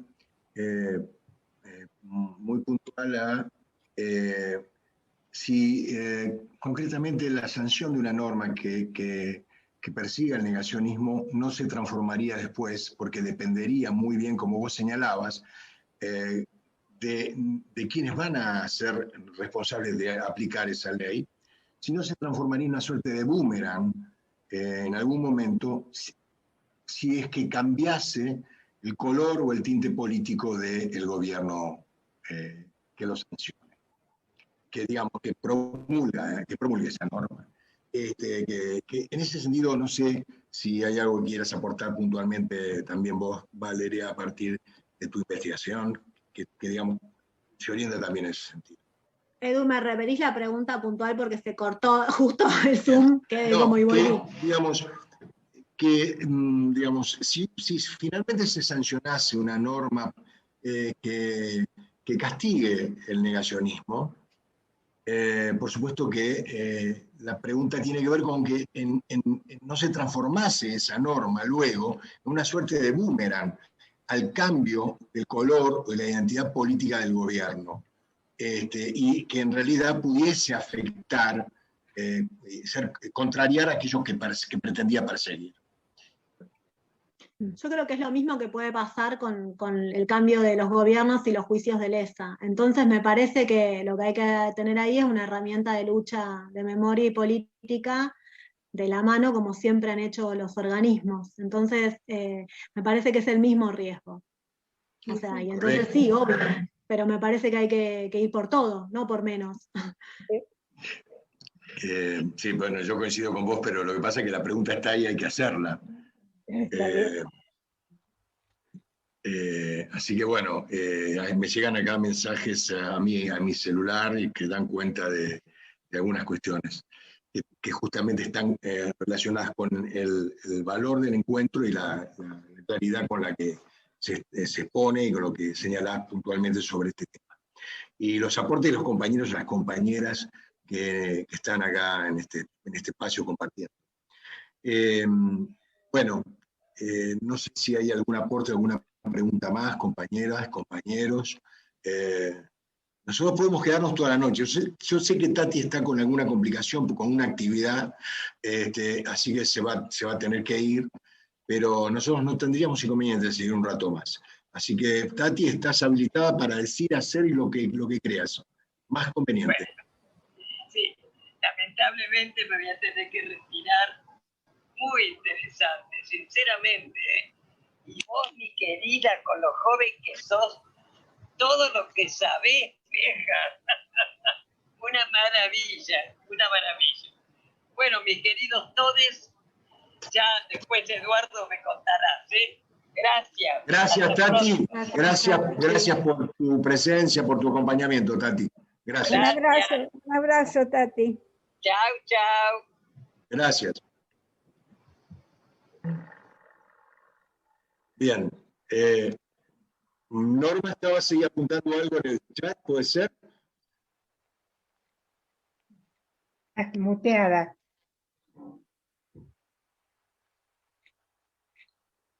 Está muteada, Está Norma. muteada, Norma.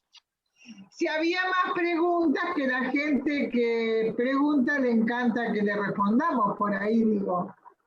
Porque vos decís que hay varias. Sí, estamos tomando, por ejemplo, en algún punto, mirá, déjame ver porque, es decir, hay un comentario sobre la existencia de alguna suerte de comunidad o comunión entre el negacionismo que estamos tratando, que está referenciado específicamente a temas que nos ocupan a nosotros como un organismo de derechos humanos, y el que hoy está tan en boga, que es el negacionismo de la pandemia, el negacionismo de los antivacunas. Eso, bueno, también es una pregunta que recurre y recorre el chat. Bueno. ¿Querés hacer un comentario? Yo voy a... No va a ser lo que esperan que diga, pero hay puntos en común entre el negacionismo de la pandemia o los negacionismos del cambio climático, los terraplanistas, digamos, todo eso tiene una base negacionista, y es cierto que hay una negación de la identidad de las víctimas, hay una negación de las responsabilidades, es decir, hay algo de la estrategia negacionista para los crímenes de lesa que se replican en estas experiencias. De hecho, Feuerstein trabaja profusamente esta línea. Ahora, con todo el respeto que me merecen todos los autores, a mí me parece que cuando decimos estas cuestiones, con esos discursos que rigurosamente son ciertos, lo que hacemos es robustecer la idea de los liberales en contra de la criminalización, que dicen que el negacionismo puede ser cualquier cosa, con un objeto muy difuso, y que eso va en contra de lo que sería el principio de legalidad penal. Entonces, cuanto más digamos que los negacionismos son todo lo mismo, más posibilidad de crítica respecto de la técnica penal de legalidad. Es un dato nada más. O sea, de hecho, Emanuela Fronza, que es una jurista italiana muy reconocida, está en contra de la criminalización porque dice que el negacionismo no se sabe bien qué es. Y ella habla desde la posición europea con el negacionismo del cambio climático. Seguramente si le preguntamos ahora va a incorporar el negacionismo de la pandemia. Entonces, ojo, porque es cierto que las estrategias son similares, yo comparto esa mirada. A mí me hace un poco de ruido, pero es muy personal,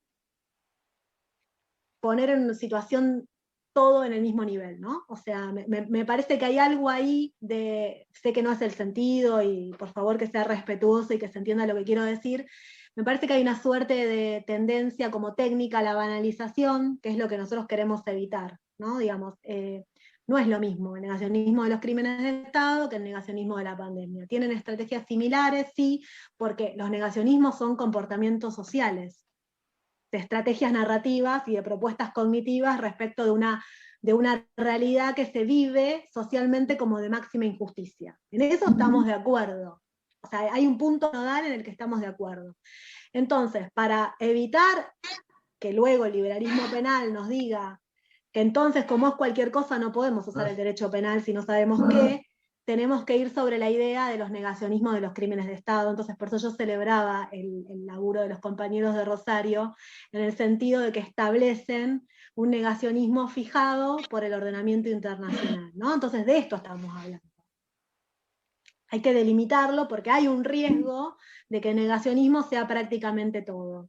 Entonces, yo creo que tienen razón, que esas estrategias de negación social son aplicables a varios procesos históricos, a distintas realidades, pero tengan en cuenta que cuando decimos eso, damos de comer a quienes están en contra de la criminalización, nada más que eso, digamos. Espero que se entienda y que sea respetuoso de lo que quise transmitir.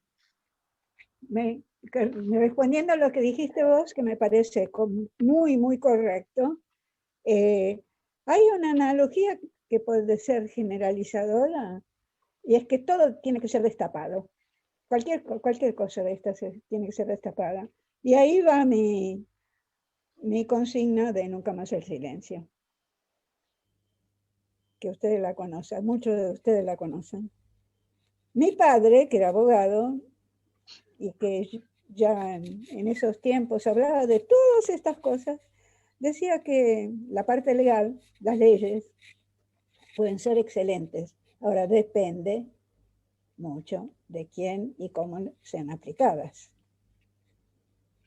Y ahí está la necesidad que tenemos de una reforma judicial, ¿verdad? Absolutamente, absolutamente, verán. En eso estamos. Bueno, en eso procuramos estar y hacemos lo posible y lo imposible porque efectivamente avance eso que procuramos, que es una reforma, una transformación del sistema de justicia en general. El tema, digamos, entre otras cosas, por ejemplo, Valeria, se pregunta, ¿a quién afecta primero? ¿Quiénes son a quienes se ven lesionados primero con el negacionismo? Y yo creo que hay una doble dimensión, breve, lo digo, una doble dimensión, hay una dimensión. Yo creo que cuando pensamos en negacionismo lo que estamos hablando es de una afectación a la dignidad humana, me parece que eso es lo más importante. Digo, podemos pensar distinto, hay países que creen que es la construcción de la verdad y que por ahí hay que ir, o sea, yo digo desde mi perspectiva, a mí me parece que hay una afectación a la dignidad humana, particularmente de los sobrevivientes y de los familiares, en una dimensión de ofensa individual, lo que se llama técnicamente en la lesividad la ofensa individual, y que la dignidad humana tiene que ser sentida o entendida en dos dimensiones, la individual y la social y colectiva.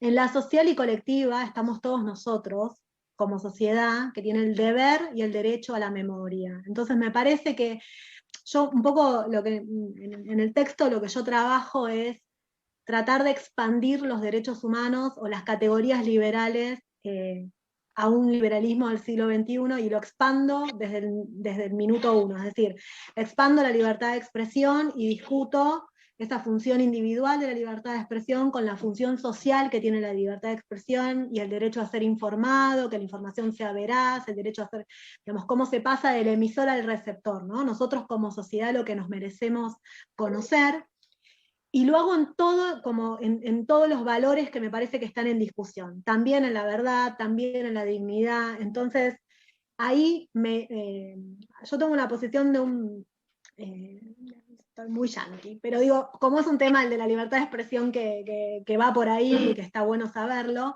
digo, no todos los yanquis creen que la libertad de expresión es ilimitada y que la dignidad humana es 2 o 3 cositas, es decir, hay otras posiciones como la de Jeremy Waldron, que trabaja el discurso del odio, el odio en la libertad de expresión, que trabaja en esta idea de la libertad y de la dignidad humana como el derecho que tenemos como sociedad, todos, pero sobre todo los sobrevivientes, a vivir en un ambiente, él lo llama de good standing, que es como es muy de sociedad, ¿no?, del capitalista y demás, pero digo, de libre desarrollo, en donde tenemos derecho a poder salir a la calle sin estas expresiones, porque lo que generan estas expresiones es un problema en el silenciamiento de las voces. ¿Qué quiero decir? Que, bueno, nadie más que ustedes sabe lo que significa el repliegue personal, individual y colectivo que generan expresiones con esta dañosidad, ¿no?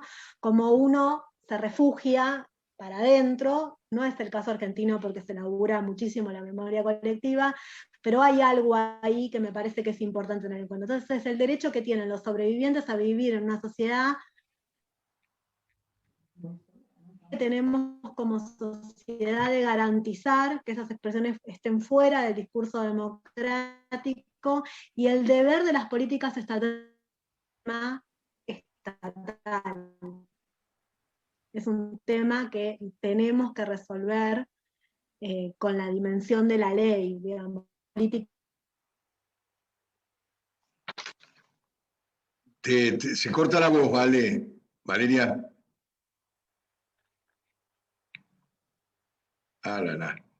Ahora nos escuchás. Desmuteate. Volví. Volviste, bueno. Muy bien. Acá están jugando los negacionistas. Bueno, suelen hackear, ¿eh? Nos están haciendo esto, pero nosotros vamos a vencerlos. No, puede ser que sea simplemente inestabilidad, pero no es la primera vez que se hackean este tipo de... Digo, no, claro, no, lo sabemos.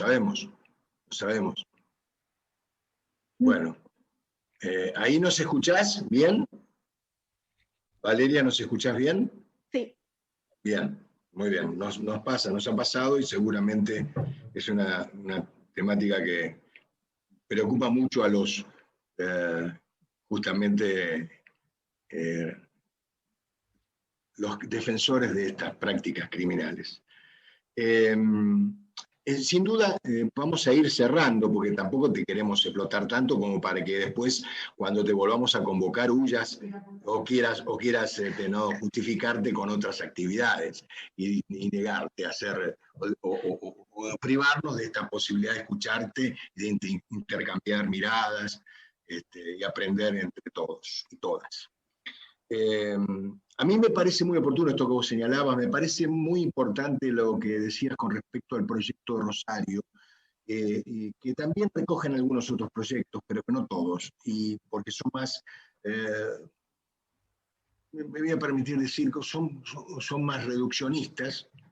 En cambio, Rosario hace un trabajo muy interesante en el sentido de que, digamos, apunta a un sujeto pasivo de la sanción, claramente, define la sanción, en línea un poco con lo que señalaba también Guillermo, ¿no?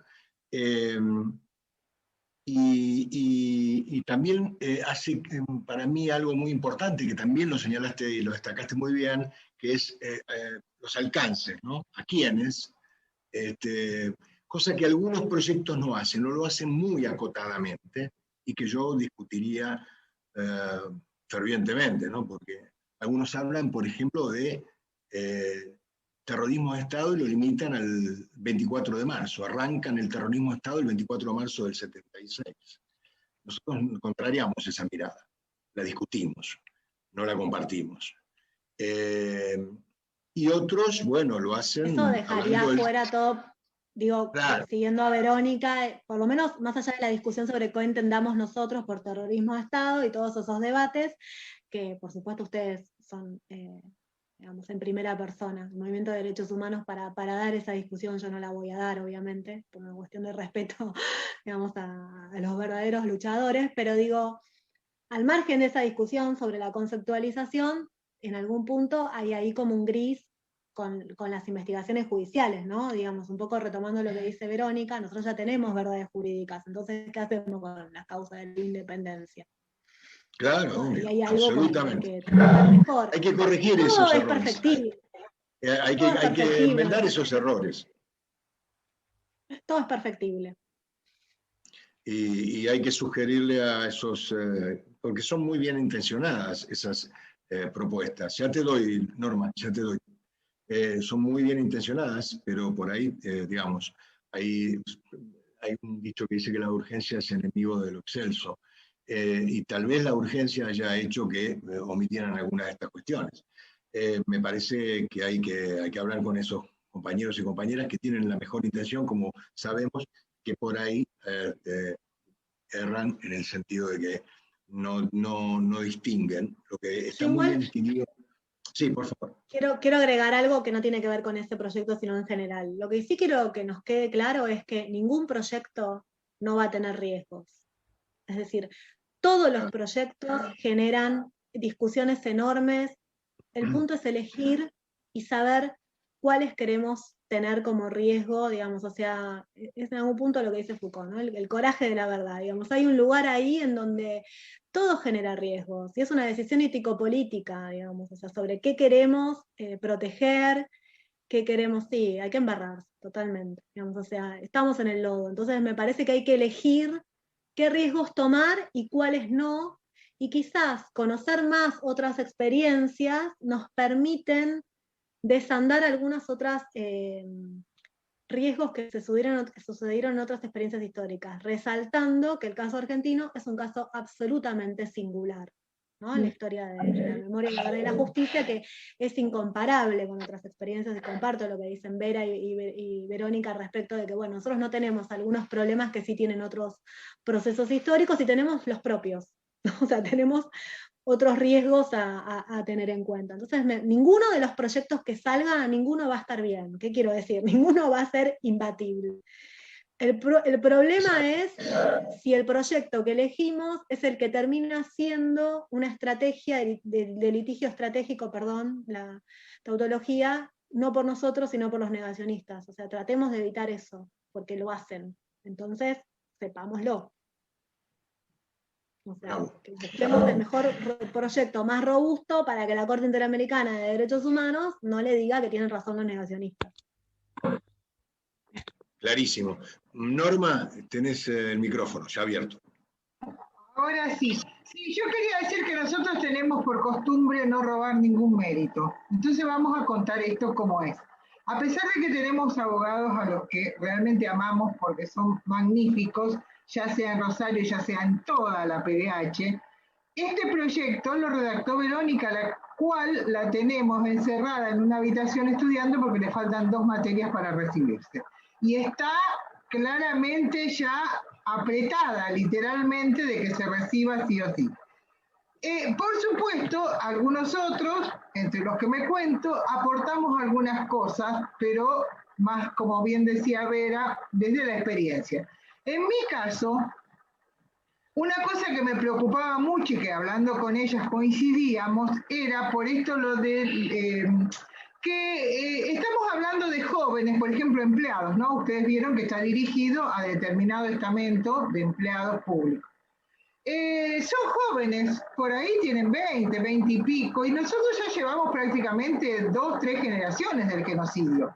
Entonces lo que le poníamos mucha atención era cómo primero pedir que se hagan los correspondientes, las correspondientes capacitaciones para después generar lo otro, porque nos parecía muy injusto, porque nosotros incluso en el caso de esta maestra famosa, lo medimos porque sabíamos que era una persona grande, que tenía antecedentes de su trato, no ya sobre lo histórico, sino sobre lo cotidiano. Los hijos de los negros, cómo los trataba, ¿se entiende? Los negros entre comillas. No se ven las comillas cuando uno habla. Pero esto es así, que era una directora con determinadas características y ahí no tuvimos muchas contemplaciones, porque hay que decir que los rosarinos solemos no tener contemplaciones con nada, esto es histórico.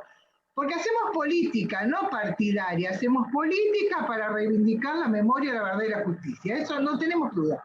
Y después porque nos parecía un acto que después se ve reivindicado con otras cuestiones. Por ejemplo, no podemos olvidar lo que pasó con Aide Spach, esta compañera, también maestra, que da una clase sobre la vida de Estela y todo lo demás, y termina atacándola Feynman. Entonces, imagínense qué justo era esto de poner sobre el tapete en este marzo el tema del negacionismo. Queríamos poner sobre el tapete un tema que a lo mejor no todo el mundo está en condiciones de discutir, como podemos hacerlo algunos, como puede contarlo, como puede tratarlo Valeria de esta manera maravillosa, pero por lo menos que alguien se tome el laburo, ojalá te compren el libro, de mirar y leer algo sobre negacionismo. Creo que el objetivo en ese sentido es conseguido.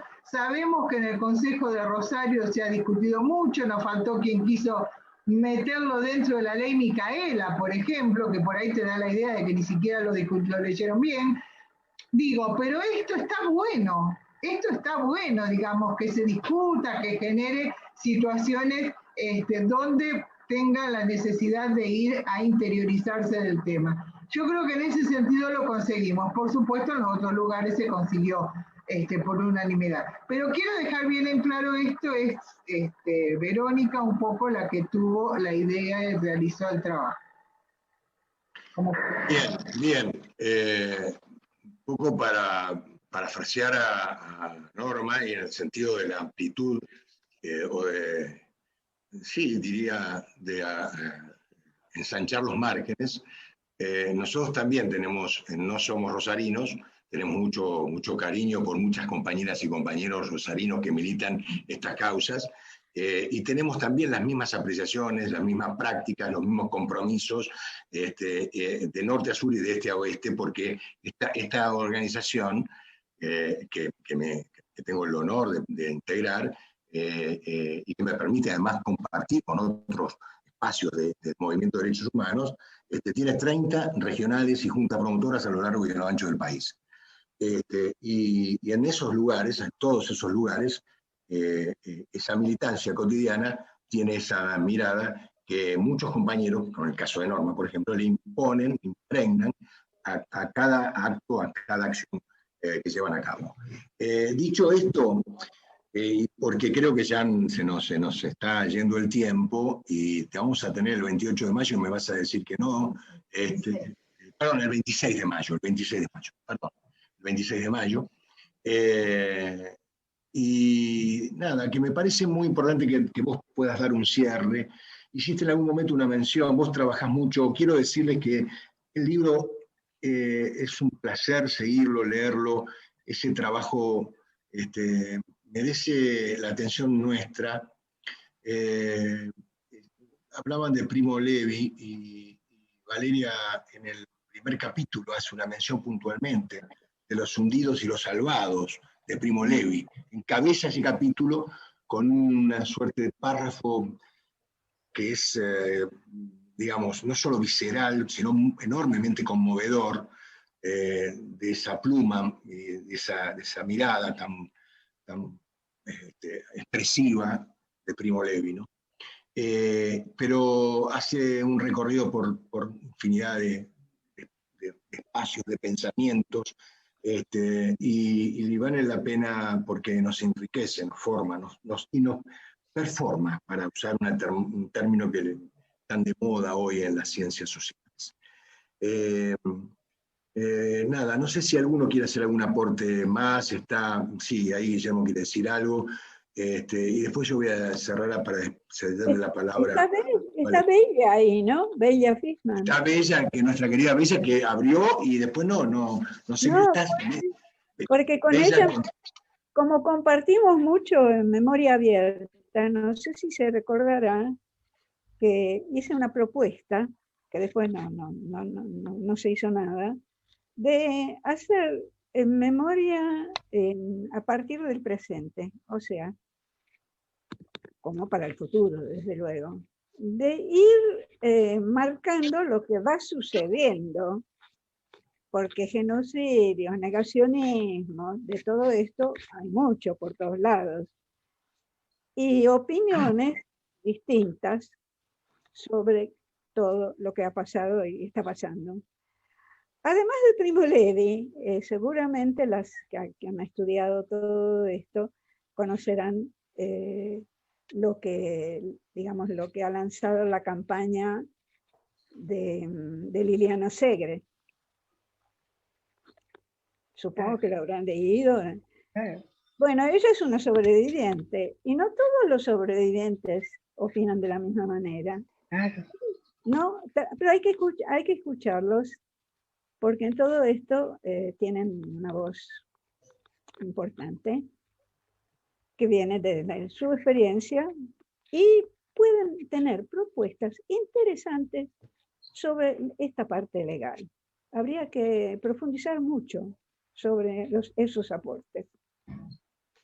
De Liliana soy amiga, no pienso como ella en todo, pero sí cuando ella dice nunca más el odio, yo también digo nunca más el odio, pero por ahí son odios distintos. Diferente. Así es. Bella, te escuchamos. Solamente quería agradecer porque estoy muy entusiasmada con el tema. Me parece un tema que nos toca muy, muy íntimamente y además con el que estamos en continua disputa, digamos, porque todos los días hay algún anuncio, hay alguna voz que sale a decir cosas que duelen terriblemente y que no sabemos, digamos, en un primer momento, cómo contradecirlas, de qué manera encontrar el medio para disolver esa malignidad, ¿no?, que se expande y que se va reproduciendo, porque en general la gente compra esos discursos. Eso es lo que más me conmueve, digamos, de toda esta conversación, encontrar las herramientas para disputar ese espacio. Muy bien. Muy bien, Bella. Muy bien, Clarísimo, Bella. clarísimo, clarísimo. Muy Un placer claro. escuchar eso. Y tan elocuente, y además ustedes hacen docencia con nosotros todo el tiempo. Guillermo, querido. Brevísimamente, porque Bella me sacó lo que yo quería decir. Yo quería decir que este tema es un desafío a futuro, es un tema presente, a diferencia de otros que son memoria, que son historia. Así que entonces no digo nada, van a cerrar ustedes y yo en nombre de la PDH, y ahora me atribuyo la representación de esta organización como presidente supérstite acá en este grupo, les agradezco a todos y a todas esto, especialmente a Valeria, bueno, y al medio centenar de amigos y amigas que nos han estado siguiendo por Facebook permanentemente a lo largo de estas 2 horas y pico ya que estamos acá conversando. Así que muchas gracias a todos y nos volvemos a ver con este mismo tema dentro de un mes. Y gracias a Norma y a Eduardo, que son los artífices aparte de muchísimas gracias, fue muy interesante. Gracias, Guillermo, gracias, querido. Bueno, yo voy a cerrar este primer tiempo, porque por lo menos va a haber 2 tiempos de esto que estamos tratando, y esperamos que haya otros también. Lo vamos a llevar seguramente a la mesa de organismos, vamos a hablar con otros compañeros y compañeras, y decir primero que para nosotros siempre resulta muy importante poder llevar adelante este tipo de encuentros. Como decía Tati, es un encuentro, entre compañeros, compañeras, compañeros, y al que sumamos otros y otras que desconociendo la temática, se interesan y se acercan. Haber contado con ustedes, contar con ustedes, contar con Bella, contar con Vera, contar con Tati, para la PDH, bueno, Bella es nuestra. Bella es nuestra incondicionalmente. Pero bueno, que hayan podido estar, que se hayan podido sumar, Vera querida, a Tati lo mismo, para nosotros es también, como decía en algún momento, utilizo una frase del comienzo de Valeria, una caricia al alma. Y nada, agradecerles muy especialmente todo el aporte que hacen todo el tiempo, todo lo que aportan, todo lo que enseñan y aprendemos con ustedes, porque siguen siendo, como dijimos siempre, los de mi generación y los que me siguieron, ustedes son ese faro de luz. Así que bueno, que siempre mirando dónde están ustedes, tenemos que estar nosotros. Esa es la idea. Y bueno, a mi compañera Norma, agradecerle también, agradecerle a Verónica todo el empeño y todo el trabajo, y a todos los que nos están escuchando y los que nos han seguido viendo, sepan que va a haber más. Valeria Tush, gracias, porque yo aprendo siempre de vos. Me siento muy honrado de haber podido acercar a una estudiosa como Vale, pero además una militante. Yo dije que ella estaba del lado del comienzo, ella no me escuchó, pero yo dije porque estaría muy conmovida. Dije que había estado y está siempre del lado de los vulnerados. Esa es una militante. Me consta absolutamente eso, me conmueve siempre escucharte. Te conozco muy bien, te quiero mucho. Te respeto más todavía. Así que te dejo algo que dijiste en este trabajo inmenso, enorme, meduloso, que es el poder político de la palabra. Vos tenés el poder político de la palabra y hablás de eso en tu trabajo. Te dejo para que cierres con eso o con lo que quieras. Gracias, mil gracias. Bueno, espero que no se me corte lo que queda, ando mal con el Zoom. Bueno, para mí es enorme poder compartir con ustedes este espacio. De hecho, Edu, sí, ya sé que dijiste que era militante, pero lo quise resaltar en el sentido de decir, no hay academia sin militancia, no hay militancia sin academia. Me parece que es una sinergia absolutamente necesaria para pensar por nuestros compañeros detenidos desaparecidos. A mí me parece, para ser breve, hay una frase de Benjamin que es hermosa, que dice: hemos sido esperados sobre la tierra, y un poco se trata de eso. A mí me parece que todo esto tiene que ver con hacer justicia. Que hacer justicia es siempre rendir cuentas de lo que quedó abierto, ¿no? De lo malogrado, a decir Benjamin. Uno podría decir y sumar de lo aniquilado, pero también de lo negado, ¿no? Me parece que lo que estamos discutiendo es la apropiación política de ese pasado. Está bueno saber que estamos discutiendo eso, no mezclemos peras con batatas, el derecho es política, y en ese escenario es donde nos tenemos que mover, ¿no? O sea, hacer justicia es rendir cuentas, y me parece que en esta frase de hemos sido esperados sobre la tierra tiene que ver con, no importa que sean generaciones de pibes y pibas de 20 años que no saben ni de qué se trata, no lo vivieron en sus cuerpos, digamos, pero me parece que es fundamental eso, hacer justicia, rendir cuentas. Y tenemos deudas pendientes, y esas deudas hay que saldarlas, ¿no? Como corresponde hay que saldarlas, y hay que disputar políticamente cómo vamos a saldarlas. Así que me parece que el derecho también, además de ser... y no lo niego, ¿no? Además de ser una aflicción, ¿no? Además de ser dolor, además de generar dolor, también puede reparar y hacer justicia, y me parece que en ese derecho es en el que nos tenemos que montar, buscar, laburar, disputar, todo eso. Así que bueno, eso, compañeros, no mucho más que esto. Cuídense todos. Gracias, infinitas gracias. Un abrazo fraternal Y a todos y todas por seguirnos, muchísimas gracias. Muchísimas gracias. Bueno. Seguimos Bueno, caminando juntos, juntas y eso juntes. es. Muy bien. Gracias. Muy bien.